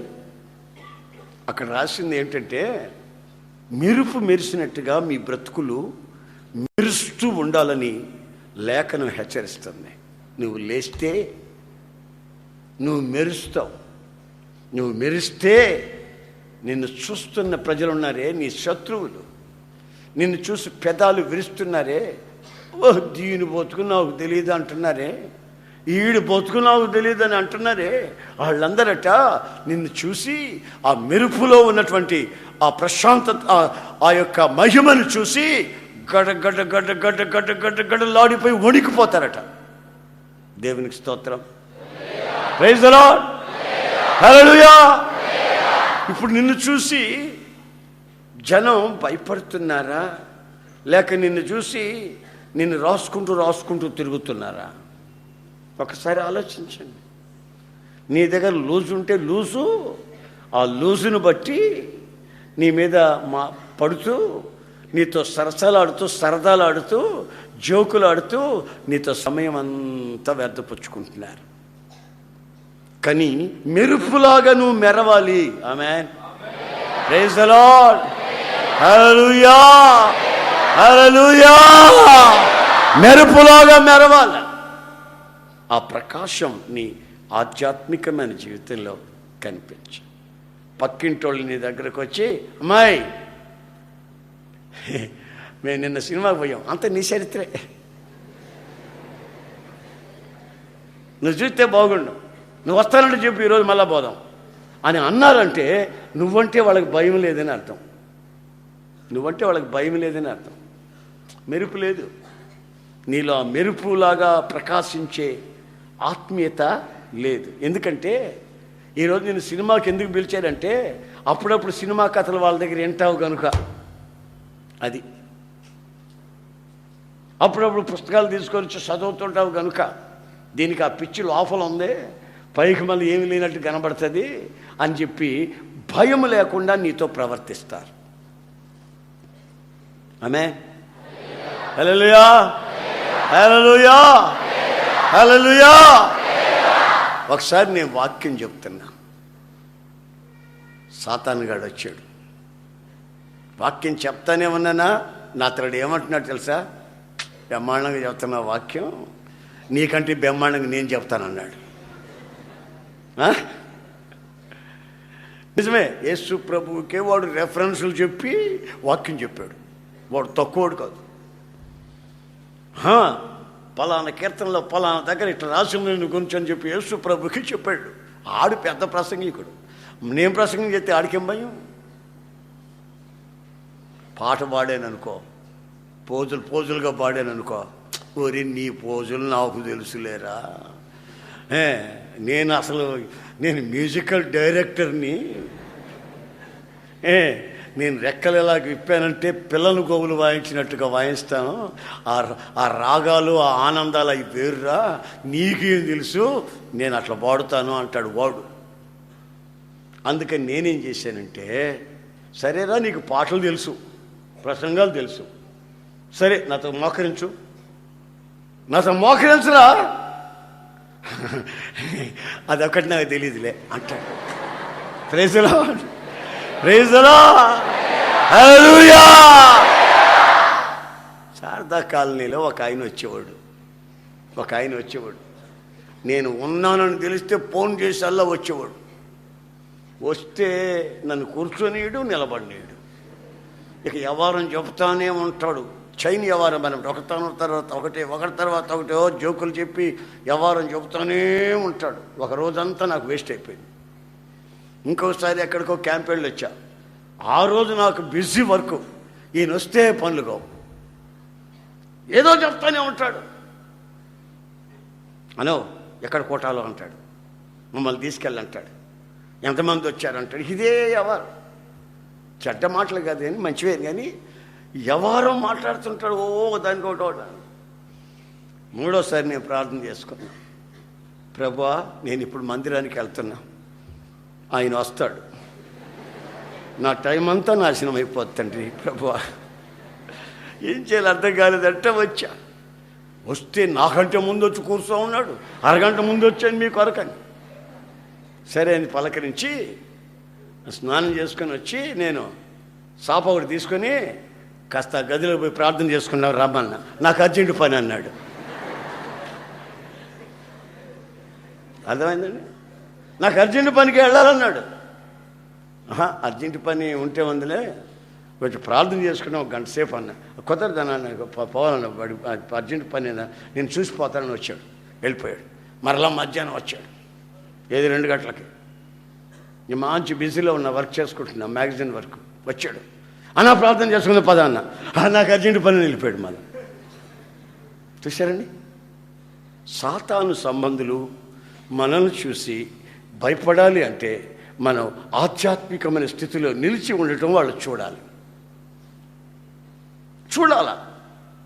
వాళ్ళతో కూడా నువ్వు కూడా సరదాలు పడుతావు, నవ్వుతా, ఈకలిస్తూ ఉన్నావు అనుకో, ఇక అయిపోయింది ఈ పరిస్థితి. మెరుపు వలె. ఆమేన్. Praise the lord. హల్లెలూయా, హల్లెలూయా. రకరకాల చెట్లు ఉంటాయండి, రకరకాల చెట్లు ఉంటాయి. ఆ చెట్ల మీదకి ఎక్కి చిన్నప్పుడు ఆడుకునేవాళ్ళం, కోతి కొమ్మంచి ఆడుకునేవాళ్ళం, ఎగిరేవాళ్ళం, దూకేవాళ్ళం. అబ్బో, చింత చిగురు తిని పళ్ళని పులిసిపోయాయి, బాగా ఆడుకునేవాళ్ళం. అదే సమయంలో ఈత చెట్టు ఎప్పుడు ఎక్కల. ఎందుకని? దాని దగ్గర ఆడుకునే దానికి కుదరదు. గమనించండి, ఈత చెట్టు ఎక్కామనుకో, కోతి కమ్మచ్చిన జర జర జర జర జారామనుకో, పొట్ట చీల్చుకోపోయి పేగులు బయటకు వస్తాయి. ఎక్కడైనా ఆడావు కానీ ఈ ఈత చెట్టు దగ్గర పోయి ఆటలాడుకో. ఆమె ఖర్జూరపు చెట్టు, ఈత చెట్టు ఒకటిగానే ఉంటాయి, ఏం పెద్ద వ్యత్యాసమే ఉండవు. ఈ తాటి చెట్టు, ఈ కొబ్బరి చెట్టు, పోక చెట్టు, ఇవన్నీ ఒక ఫ్యామిలీ, ఒకే కుటుంబానికి చెందినవి. దీనికి కొమ్మలు లేవు. ఇది ఆకాశాన్ని చూస్తూ ఉంటుంది. ఈ చెట్టు దగ్గరకు పోయి నీవు ఆటలాడేదానికి కుదరదు, ఎందుకంటే ఇది ఆకాశాన్ని చూస్తున్న చెట్టు. నీ వ్యక్తిగత జీవితంలో ఈ రోజున నీవు ఇటు చూస్తున్నావా, ఇటు చూస్తున్నావా, పక్క చూపులు చూస్తున్నావా, నేల చూపులు చూస్తున్నావా? నీ చూపు ఎటు ఉంది? నీవు ఆకాశం వైపు చూస్తున్న వ్యక్తివే అయితే నీ దగ్గర ఎవ్వరూ ఆడుకోలేరు, నీతో ఎవ్వరూ ఆటలాడరు.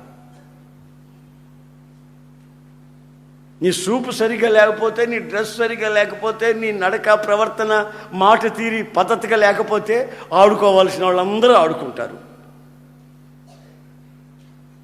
నాతో ఒక అమ్మాయి చెప్పింది, అన్నయ్య నా కొరకు ప్రార్థన చేయి. 2 నెలల నుంచి అన్నయ్య ఒక అబ్బాయి నన్ను ఎంబడిస్తున్నాడు అన్నయ్య, ఎంబడిస్తున్నాడు అన్నయ్య, ప్రార్థన చేయాలి. 2 నెలల నుంచి. చూశారండి, నేను అన్నాను, ఒక్కరోజు అట్లా ఎంబడించానుకో, రాయ్ ఎవడా నువ్వు, ఏమనుకున్నావురా, ఎవరు అనుకున్నావు అని ఒక్క మాట అన్నావు అనుకో, ఇక వాడు వస్తాడండి. పరిగెత్తేటప్పుడు చెప్పులు తీసి పరిగెత్తడు. చెప్పులు ఉంటే లేట్ అవుతాయని చెప్పులు అటు తీసి పరిగెత్తడు. రాయ్ ఎవడా నువ్వు, ఎవరు అనుకున్నావు అని ఒక్క మాట అంటే, అట్లా ఎందుకంటావు? ఆడొచ్చి నీ పేరు ఏమిటంటే, నా పేరా అన్నావనుకో, ఈ నీ పేరు, నీ పుట్టు పూర్వత్రాలు ఇవన్నీ కనుక్కొని అన్ని వ్యవహారాలు తెలుసుకొని నువ్వు ఎక్కడుంటే ఆడకు వచ్చి నిలబడి ఉంటావు. నీకు ముందే లూజుమైండు.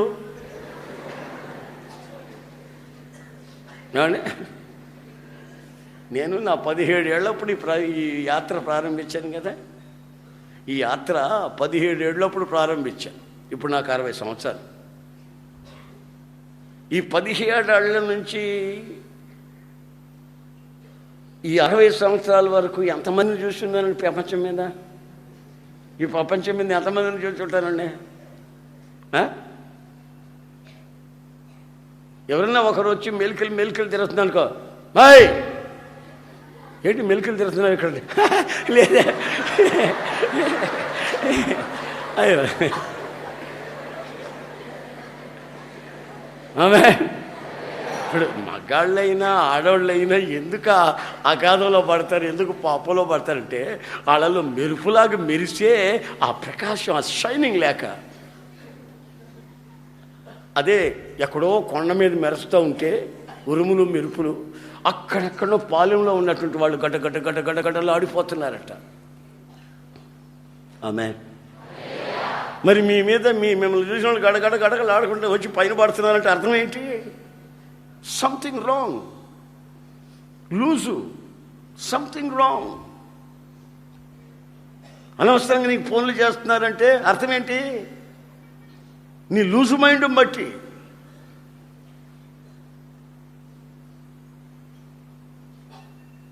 నేను ఎక్కడికైనా ఊర్లోకి వెళ్తుంటాను, వస్తుంటానండి. నేను రాకముందే హలో యశన గారునా? అవును, నువ్వెవరమ్మా? నేనా అండి, మీకు జ్ఞాపకం లేదా? నోరుమోయ్.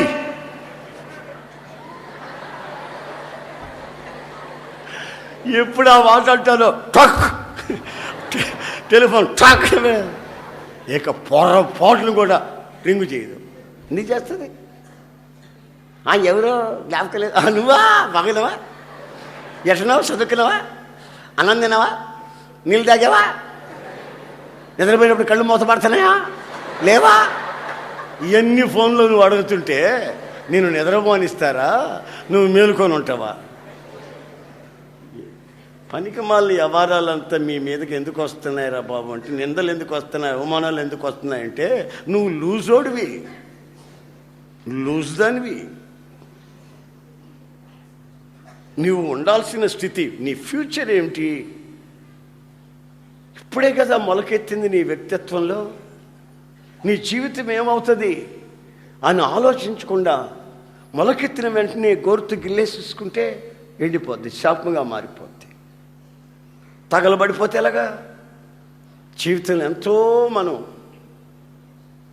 సుఖపడవలసింది, నెమ్మదిగా జీవించవలసింది, ఇతరులకు ఆదర్శంగా మార్చబడవలసింది, ఇతరుల్ని ప్రభువులోకి నడిపించవలసింది. మనం ఆరాధించే దేవుడు పరిశుద్ధుడు. ఆ పరిశుద్ధత అనే గురి మన గుండెల్లో నిలిచిన నాడు మన వ్యక్తిత్వంలో ఓ గొప్ప ఆనందాన్ని, ఆరాధనని అనుభవిస్తాం. కూర్చున్నా, నిలబడుకున్నా, కాలేజీకి వెళ్ళినా, ఇంట్లో ఉన్నా, బయటకు వెళ్ళినా, వస్తున్నా, ఫ్రెండ్స్తో ఎక్కడున్నా సరే నీ పవిత్రతని నీవు కాపాడుకోవాల్సిన బాధ్యత నీ మీద ఎంతైనా ఉంది అనే సంగతి నీకు తెలియాలి. నువ్వు లేవాలి, ఇప్పుడున్న స్థితిలో నుంచి నీవు లేవాలి. లేస్తే చాలదు, ఆయన ఉదయించున్నాడు, ప్రకాశించాలి. ఆయన మహిమ నీ మీద ఉదయించింది. తటస్థంగా నీవు ఇక్కడికి రాలేదు. నీవు ఇక్కడికి రావడం the God's plan, free planning, దేవుని యొక్క అనాది తీర్మానం. నీవు ఇక్కడికి రావడం ఏదో వాళ్ళు చెప్పారు, వీళ్ళు చెప్పారు, అలాగే వచ్చాను అనుకోవద్దు. దేవుని నిర్ణయం నువ్వు ఇక్కడికి రావడం. నీలో ఆ మెరుపు లేదు, ఉండాలని ప్రభు హెచ్చరిస్తున్నాడు. అన్ని చెట్లతో ఆడుకున్నట్టు ఈత చెట్టు దగ్గర ఎవరు ఆడుకోలేరు. కారణం అది కొమ్మలు లేవు, పైకి చూస్తూ ఉంది.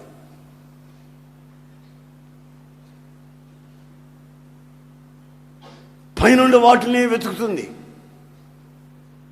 కొమ్మలుంటే అందరూ ఆడుకుంటారు, కోతి కొమ్మంచి.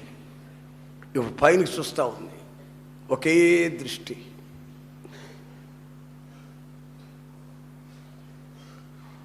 ఆ చెట్టు విషయంలో మీరు గమనించి చూడండి. చెట్టు లోపల ఆ గుజ్జు సాఫ్ట్గా ఉంటుంది, కానీ పైన మాత్రం మహా రఫ్గా అనిపిస్తుంది. నీ హృదయం అమిత సున్నితంగా, మృదువుగా ఉండాలి. దయ, కనికరం, ప్రేమ ఇవన్నీ లోపల దాచబడాలి. పైన సాతాను నిన్ను చూసినప్పుడు, నీ జీవితాన్ని ఏదో కబళించాలని ఆశపడ్డ వాళ్ళు చూసినప్పుడు వాళ్ళకి నువ్వు ఎలా కనబడాలి తెలిసిన? రఫ్గా కనబడాలి. ఆమె వాళ్ళ దగ్గర స్మూత్గా మాట్లాడామంటే స్మూత్గా దించుతారు అగాధంలో. ఆ తర్వాత నీ నామరూపాలు ఉండవు, నీ బ్రతుకు బాట శాపంగా మారిపోద్ది. గనుక నీవు నీ వ్యక్తిత్వాన్ని జాగ్రత్తగా కాపాడుకోవలసిన అవసరం ఉంది అనే సంగతి నువ్వు గుర్తుంచుకోవాలి. ఆమేన్. ఎలా ఉండాలి నీవు? చెప్పండి, ఇప్పుడు చెప్పండి. ఎలా ఉండాలి? చెప్పాలి గట్టిగా. ఎలా ఉండాలి? రెండవది, మూడవది, నాలుగవది. ఆమేన్. థండర్, నువ్వు అడుగు పెట్టిన ప్రతి చోట మెరుపు, ఉరుము ఉరిమినట్లు. ఎవరన్నా ఒకరు వెనక అని చూసావనుక, ఇక నవరో నాయన ఇలాంటి మనిషికి అది మనిషే. అమ్మో అదేం సూపర్ బాబు, ఇలాంటి మనిషిలాగా లేడీడో, అదేంటి అంత సీరియస్గా చూస్తాడు వీడు అని ఇక ఈ కోతేశాలు ఉండవు. ఆమేన్. Praise the lord. హల్లెలూయా, హల్లెలూయా. మద్రాసులో ఒక ఆఫీస్లో ఒక అమ్మాయి పనిచేస్తుంది. మన ప్రార్థనకు వచ్చే అమ్మాయి పనిచేస్తుంది. వాళ్ళ మేనేజర్ ఉన్నాడే, మేనేజరు ఆడు పెద్ద కన్నింగ్, చాలామంది జీవితాలను పాడు చేసిన వ్యక్తి వాడు. ఈ అమ్మాయి డ్యూటీకి చేరి పెళ్లి కాని అమ్మాయే డ్యూటీకి వెళ్ళింది. అప్పుడప్పుడు వచ్చి ఈకిలిస్తుంటాడంట. ఆ అమ్మాయి ఈకిలించదంట. ఒకసారి చూస్తాను సూపు, ఇకంతే. ఇక 20-30 రోజులు అయిన తర్వాత ఒక రోజున ఆ అమ్మాయి గదిలో ఆ అమ్మాయిని అతని గదిలోకి పిలిచాడంట. పిలిచి, మేడం టేక్ యువర్ సీట్ అన్నాడట మేనేజర్. నన్ను కూర్చోమంటారు ఏంటండి, మీరు పెద్ద మేనేజరు, మీ ముందు నేను కూర్చోవటం ఏంటండి అంటే, అమ్మా ఒక 20-30 రోజుల నుంచి నీ బిహేవింగ్, నీ ప్రవర్తన నేను గమనించాను, నన్ను క్షమించమ్మా, నా జీవితాన్ని విప్లవాత్మకంగా మార్చావు, నాకు మనసుండే మనిషిగా తీర్చావు, నేను పశువుని అని కాళ్ళ మీద పడబోయాడంట. ఆ బిడ్డనిందంట, నేను ప్రార్థనకి వెళ్తానండి, నేను ఇలాంటి మనిషిని కాదు, అయినా మీ కొరకు నేను ప్రార్థన చేశాను తప్ప ఇంకేమీ చేయలేదు, మీరు నా తండ్రి లాంటి వాళ్ళు. Praise the Lord. ఆ అమ్మాయి ఇతనికి బోధ చేయలా, మారు మనసు గురించి చెప్పలా, యేసు ప్రభుని గురించి చెప్పలా, ఏమీ లేదు. ఆమె ప్రవర్తన ఆ మేనేజర్ని తల్ల క్రిందులు చేసిందంట. ఆ అమ్మాయి అంటే భయపడుతున్నాడు. ఆఫీస్కి వస్తుందంటే జనం అంతా భయపడుతున్నారు, ఆఫీస్లో పనిచేసే వాళ్ళతో భయపడిపోతున్నారు. ఆ అమ్మాయి ఎవరిని ఏమన్నది కాదు. ఆ థండర్, ఒక మెరుపులాగా మీ వ్యక్తిగత జీవితాలలో కూడా ఆ సిన్సియారిటీ, ఆ యథార్థత, మీ ప్రవర్తనలో ఉన్నటువంటి ఆ పవిత్రత, అది మీరు అనుభవించి ప్రకాశించాలని, ఇతరులకి వెలుగిచ్చినట్లు దీపస్తంభం మీద మీ దీపం ప్రకాశించబడాలని మన ప్రభు ఈ రోజున మిమ్మల్ని కోరుకుంటూ మిమ్మల్ని చేపట్టి లేపుతున్నాడు. ఆమేన్. హల్లెలూయా, హల్లెలూయా.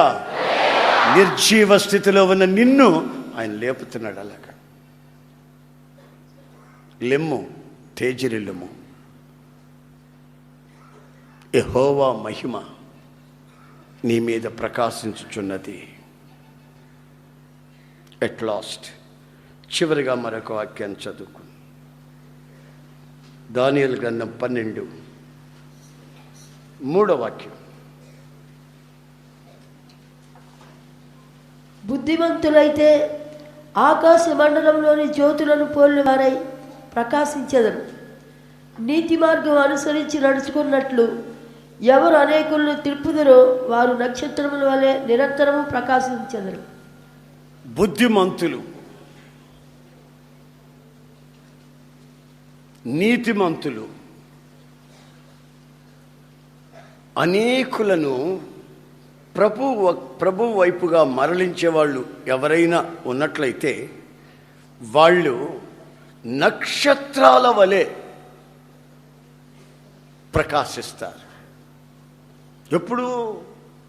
ఎప్పుడు నిరంతరము. దేవునికి స్తోత్రం. హల్లెలూయా. కాసేపు ప్రకాశించి కాసేపు చతికిలబడి, కాసేపు విరక్తి చెంది, కాసేపు దేవుడు లేడు జీవుడు లేడని ఎగిరేది కాదు. మీరు బుద్ధిమంతులైతే ఆ అనేకుల్ని దేవుని వైపు మరల్చే ఆ గుణం మీకున్నట్లయితే మీరు ఆకాశమందున్న నక్షత్రముల వలె ప్రకాశిస్తారు.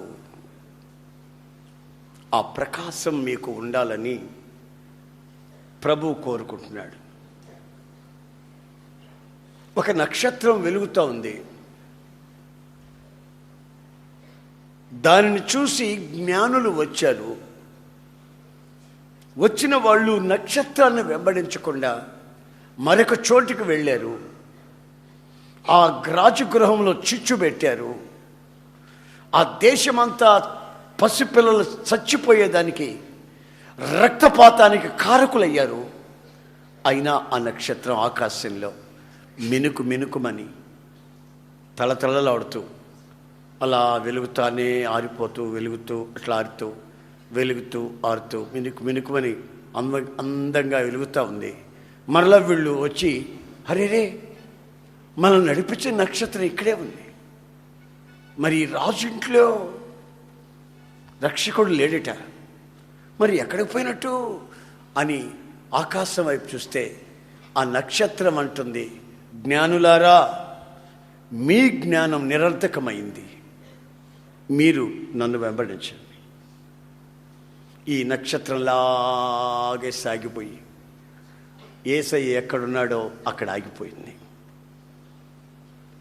ఈ నక్షత్రం ఉన్న చోట ఆ జ్ఞానులు రక్షకుణ్ణి చూశారు. ఈ నక్షత్రము యేసయ్యని ప్రతిబింబించింది. ఆమేన్. ఈ నక్షత్రము యేసయ్య మహిమని చూపించింది. యేసయ్య ఉన్న చోటుని చూపించింది. రక్షణ కలిగే చోటుని చూపించింది. ఆత్మకి శాంతి కలిగే చోటుని చూపించింది. అలాగే మీ వ్యక్తిగత జీవితాలు ప్రకాశిస్తున్నట్లు ఎలా తెలుస్తుందంటే, మీరు రక్షకుని దగ్గరికి వేవేల ప్రజలను తీసుకొని వస్తారు. ఆమేన్, ఆమేన్. కొంతమంది యవనులు రక్షణ పొందుతారు, ప్రార్థనకు వస్తారు, ప్రార్థన చూసుకొని వెళ్ళిపోతారు. అయితే వాక్యం అంటుంది నక్షత్రాల వలె ప్రకాశించాలి. మా సంఘాలు ఇంచుమించుగా హోసన్నా మందిరపు సంఘాలు, హోసన్నా మందిరానికి వస్తున్న యవనస్తులు కొంతమంది ఉన్నారు. వాళ్ళు ఏ ప్రాంతంలోకి వెళ్ళినా అక్కడ సంఘం ప్రారంభం అయిపోతుంది. అనేకుల్ని తీసుకొచ్చేస్తారు ఆడికి. ఇందాక మీరు చెప్పారు కదా, చూశారు కదా, విన్నారు కదా. ఎక్కడికి అడుగు పెట్టినా, ఉద్యోగ రీతి కానీ, వ్యాపార రీతి కానీ, ట్రాన్స్ఫర్లు అయినా, ఎక్కడికి వెళ్ళినా అక్కడ ఒక సంఘం ప్రారంభమైపోతుంది. అక్కడున్న యవనస్తుల యొక్క సాక్షి జీవితాలు ఈ సత్యాన్ని వివరిస్తున్నాయి. మీరు ఎక్కడున్నా సరే దేవుని దగ్గరికి వేవేల ప్రజల్ని తీసుకుని రాగలగాలి. మిమ్మల్ని మీరు చూపించుకోకూడదు. మేము భక్తులమి, మేము యథార్థవంతులమి, మేము నీతిమంతులమి, రండి మా సంఘం చూడండి, మా పాటలు చూడండి, మా మ్యూజిక్ చూడండి, మా సంఘ పెద్దలను చూడండి, సంచులు వేసుకొని తిరుగుతుంటారు. ఈ కాదు చూపించాల్సింది. మనం ఎవరిని చూపించాలని చెప్పండి. మీరు నక్షత్రాలు అయితే నక్షత్రానికి కూడా వెలుగులో వ్యత్యాసం ఉంటుంది. నక్షత్రానికి అన్ని నక్షత్రాలు ఒకేలాగా ప్రకాశించవు. స్వయం ప్రకాశం నక్షత్రాలకి ఉన్నప్పటికీ అన్నీ దగ్గరలో లేవు, సుదీర తీరాల్లో ఉంటాయి. అవి వెలుగుతూ ఉంటాయి. మనకు మాత్రం హాయి గొలిపెట్టేట్లుగా మినుకుమని వెలుగుతున్నట్టుగా అనిపిస్తాయి. ఆ రేడియేషన్, ఆ వెలుతురు, ఆ ప్రకాశం అలాగ మనకు ఆ హాయి కల్పించేటట్లు నక్షత్రాలు ఉన్న చోట ఆ చుట్టూ ఉన్న ప్రజలు ఆ సుఖాన్ని, నెమ్మదిని పొంది ప్రభు వైపుగా మరలించబడతారు అనే సంగతి వాస్తవం. కనుక నీ వ్యక్తిగత జీవితంలో ఈ రోజున నీ పరిస్థితి ఎలా ఉందో ఒక్కసారి నీవు ఆలోచించుకోవాలి. నువ్వు నక్షత్రం అయితే ప్రకాశించాలి. ప్రకాశిస్తే జరిగేది ఏమిటంటే, మార్గం తెలియని వాళ్ళు వచ్చి చూసి మార్గం నీ ద్వారా తెలుసుకుంటారు. నీ ద్వారా తెలుసుకుంటారు. నీ ద్వారా తెలుసుకున్న వాళ్ళని ప్రభు ఆశిస్తున్నాడు. అందుకే నిన్ను లెమ్మంటున్నాడు. నీ స్థితిని ఒక్కసారి నీవు ఆలోచించుకునే చాలా ప్రాముఖ్యమైన సమయం ఈ రోజున. దేశానికి స్వతంత్రం వచ్చిందని అంటున్నారు. వచ్చిందో లేదో వాళ్ళకే అర్థం కావట్లేదు. వస్తే ఏది అని అడుగుతున్నారు. దానికి జవాబు లేదు. బ్రిటిష్ వాళ్ళు ఉన్నప్పుడు మన దేశాన్ని దోచుకొని వాళ్ళ దేశాన్ని పోషించుకున్నారు. వాళ్ళు దేశద్రోహులు కాదు, వాళ్ళ దేశానికి పెట్టుకున్నారు. ఎక్కడ దోచుకున్నా వాళ్ళ దేశానికి పెట్టుకున్నారు. వాళ్ళు దేశద్రోహులు కాదు. స్వతంత్రం వచ్చిందని మనం చెప్పుకుంటున్నారే మన వాళ్ళు, వీళ్ళు తమ సొంత దేశాన్ని దోచుకుంటున్నారు. ఎవరు దేశద్రోహులు? ఎవరండి? మన దేశాన్ని మనం దోచుకుంటే దేశద్రోహులు. వాళ్ళ దేశానికి వాళ్ళు పెట్టుకున్నారు, వాళ్ళు దేశద్రోహులు కాదు. ఇప్పుడు మన వాళ్ళే మన దేశాన్ని దోచుకుంటున్నారు. ఏ మనిషికి ఈరోజు నెమ్మది లేదు, విశ్రాంతి లేదు. అరాచకాలు, మరణాలు, హత్యలు, మారణకాండ, భయానకమైన పరిస్థితుల్లో మనిషి ఈ రోజున క్షణక్షణం భయపడుతూ బ్రతుకుతున్నాడు. అయితే నిజమైన స్వతంత్రం మన వ్యక్తిత్వంలో మనం కలిగి ఉండాలి. మనలను మనమే పరిపాలించుకోగలిగిన శక్తి కలిగి ఉండాలి. మన శరీరంలో ఉన్న అవయవాల్ని మనం పరిపాలించాలి. పాపమునికి దాసత్వం కలిగి ఉన్న అవయవాలు, కళ్ళు కానివ్వండి, నోరు కానివ్వండి, శరీరం కానివ్వండి, మనస్సు కానివ్వండి, ఆత్మ కానివ్వండి, అవయవాలన్నీ పాపమునికి బానిసత్వంగా ఉంటే ఏది మనకు స్వతంత్రత? గనుక దేవుడు మనకు స్వతంత్రత ఇచ్చి ఆ స్వతంత్రతను ఆయన దోచుకోకుండా ఆ స్వతంత్ర పరిపాలన మొదట నీ వ్యక్తిగత జీవితంలో, తర్వాత నీ కుటుంబంలో, సమాజంలో ఆ పరిపూర్ణమైన స్వతంత్రత కనిపించాలని ఆయన కోరుకుంటున్నాడు. గనుక నీవు పాపమునికి బానిసవై పాపములోనే కొనసాగుతున్నావా, లేక తొట్టులను నీ బతుకులో హిమమోలే నీ జీవితాన్ని కడుక్కుని ఏదియో మరుగు కాకుండా ఆయన కొరకు పవిత్రమైన జీవితం చేయాలని ఆశిస్తున్నామా? మచ్చ, డాగు, ముడత లేని ఓ పవిత్రమైన సంఘాన్ని ఆయన కోరుకుంటున్నాడు. అందుకని ఆయన యవ్వన ప్రాయమందు 33.5 సంవత్సరాల వయసప్పుడే నిండు యవ్వనంలో ఆయన నిండు రక్తాన్ని, పవిత్రమైన రక్తాన్ని నీ కొరకు నా కొరకు ధారపోసాడు. ఆయన శిలువలో వేలాడుతున్నప్పుడు ఇద్దరు వ్యక్తులు అలా వచ్చారు. శిలువలో వేలాడుతున్న యేసయ్యని చూశారు. ఒకడంటాడు, గురు, ఆయన శరీరంలో నుంచి నీళ్లు గారుతున్నాయి ఏమిటి? ఆ దొంగ శరీరంలో నుంచి రక్తం వస్తుందే, ఈ బందిపోటు శరీరంలో నుంచి రక్తం వస్తుందే, ఈయన శరీరంలోంచి నీళ్లు గారుతుంది ఏమిటి? మరొకడు చెప్తున్నాడు, ఆయన శరీరంలో ఇక రక్తము లేదు, ఆఖరి రక్తపు బొట్టు వరకు నీ నిమిత్తమై నా నిమిత్తమై కార్చాడు. ఇక ఆయన కార్చాలన్న ఆయన శరీరంలో రక్తం లేదు. గెత్సెమనెలో ప్రార్థన చేస్తున్నప్పుడు, ఆ ఒలీవల తోటలో ప్రార్థన చేస్తున్నప్పుడు ఆయన శరీరంలో ఉన్న రక్త నాళాలు బ్రద్దలైపోయి ఆ రక్తమంతా చెమటలుగా కారిపోయాయి. ఆయన్ని పట్టుకునే దానికి వస్తే మధ్యరాత్రి కొరడాలు తీసుకొని, దివిటీలు తీసుకొని, బళ్ళాలు తీసుకొని రాత్రులు వస్తే ఆయన్ని ఆ తోటలో వెతుకుతూ ఉంటే ఆయన రక్తపు మడుగులో నుంచి లేస్తున్నాడు పైకి. రక్తపు మడుగులో నుంచి లేచి, ఇదిగో మీరు ఎవరిని వెతుకుతున్నారు అని అడిగాడు. మేమా నజరేయుడని యేసుని వెతుకుతున్నాం. ఇదిగో నేనే ఆ నజరేయుడని యేసుని పట్టుకోండి. ఆయన చేతులకి సంకెళ్ళు వేయబోయి వేసేదానికి వచ్చిన రాణువారు సిపాయిలు వెనక్కి అలాగే బ్రద్దలుగా పడిపోయారు. ఆయన్ని తీసుకొని వచ్చి సిపాయిలు ఉన్న చోట చిత్రవదగా కొట్టారు.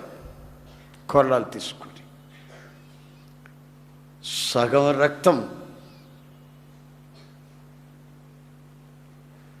ఆ గెత్సెమనే తోటలో మడుగైపోయింది.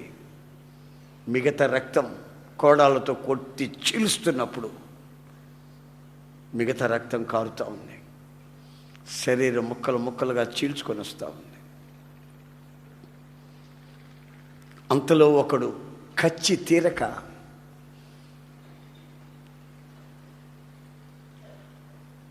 ముళ్ళ తీగను తీసుకొని వచ్చి ఆయన నెత్తిన పెట్టాడు. గుండ్రంగా అల్లి నెత్తిన పెట్టాడు.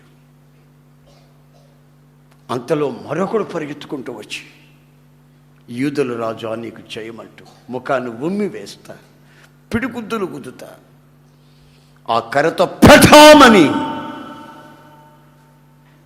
ఆ కిరీటం మీద కొట్టాడు. ముళ్ళ కిరీటం మీద.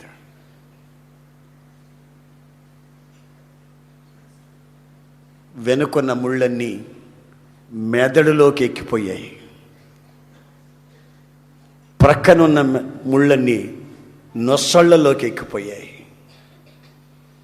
ఇక ఎదుట ఉన్న ముళ్ళు యేసయ్య కళ్ళ లోపలికి ఎక్కిపోయాయి.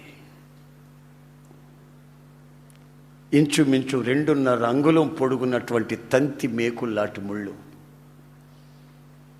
ఆ ముళ్ళు ఎవరికైనా తగిలిందంటే 3-4 గంటల వరకు అదో రకమైనటువంటి జ్వరం వస్తుంది. పాయిజన్, విషముతో కూడిన ముళ్ళది. నా ప్రియమైన సహోదరులారా, నీ కొరకు నా కొరకు ఆయన కళ్ళలో కూడా మేకులు గుచ్చబడ్డాయి, ముళ్ళు గుచ్చబడ్డాయి. ఆయన గాయపడిన హస్తాలతో నీ చేతిని పట్టుకొని నిన్ను లెమ్మని కోరుకుంటున్నాడు. ఎంతకాలం ఇలా పడి ఉంటాం? How long? పాపపు ఊబిలో, అక్రమాలలో, అపవిత్రతలో, తల్లిదండ్రులకు తెలియకుండా అక్రమాలు గుండెల్లో దాచుకొని పెద్దలకు చెప్పుకోకుండా నీచత్వానికి తెగించి గుండె నిండా పాపం నింపుకొని ఎంతకాలం? నీ యొక్క ముగింపు ఏమిటి? ఎన్నిసార్లు చెప్పిన వినని కుమారుడు హఠాత్తుగా, వినని కుమార్తె హఠాత్తుగా శాపానికి గురైపోద్దు కదా. ఎంతకాలం మీరు ఇలా జీవిస్తారు? ఆయన చేతిని చాచి నిన్ను లేవమంటున్నాడు. హిమము వలె నిన్ను కడుగుతాను, మచ్చ డాగు ముడత నీ హృదయంలో లేకుండా ట్రాన్స్పరెంట్గా చేస్తాను. ఏ అపవిత్రత నీలో దాచబడకుండా నేను కడిగి శుద్ధి చేస్తాను. ఆయన శరీరంలో సిలువలో వేలాడుతున్నప్పుడు ఇక రక్తం లేదు. మొదట్లో కొంచెం కారింది, తర్వాత నీళ్లు వస్తున్నాయి. ఒక్కొక్క బొట్టుగా నీళ్లు కారుతున్నాయి. అంటే ఆయన ఒక్క బొట్టు కూడా మిగిల్చుకోలేదు ఆయన శరీరంలో. రక్తం జీవానికి సాదృశ్యం. రక్తమే ప్రాణం, ప్రాణమే రక్తం. ఆఖరి శ్వాస వరకు నీ కొరకు విలపిస్తూనే తన ప్రాణమిస్తున్నాడు. ఇంకా పాపములోనే కొనసాగుతావా, లేక లేచి ఆయన కొరకు ప్రకాశిస్తావా?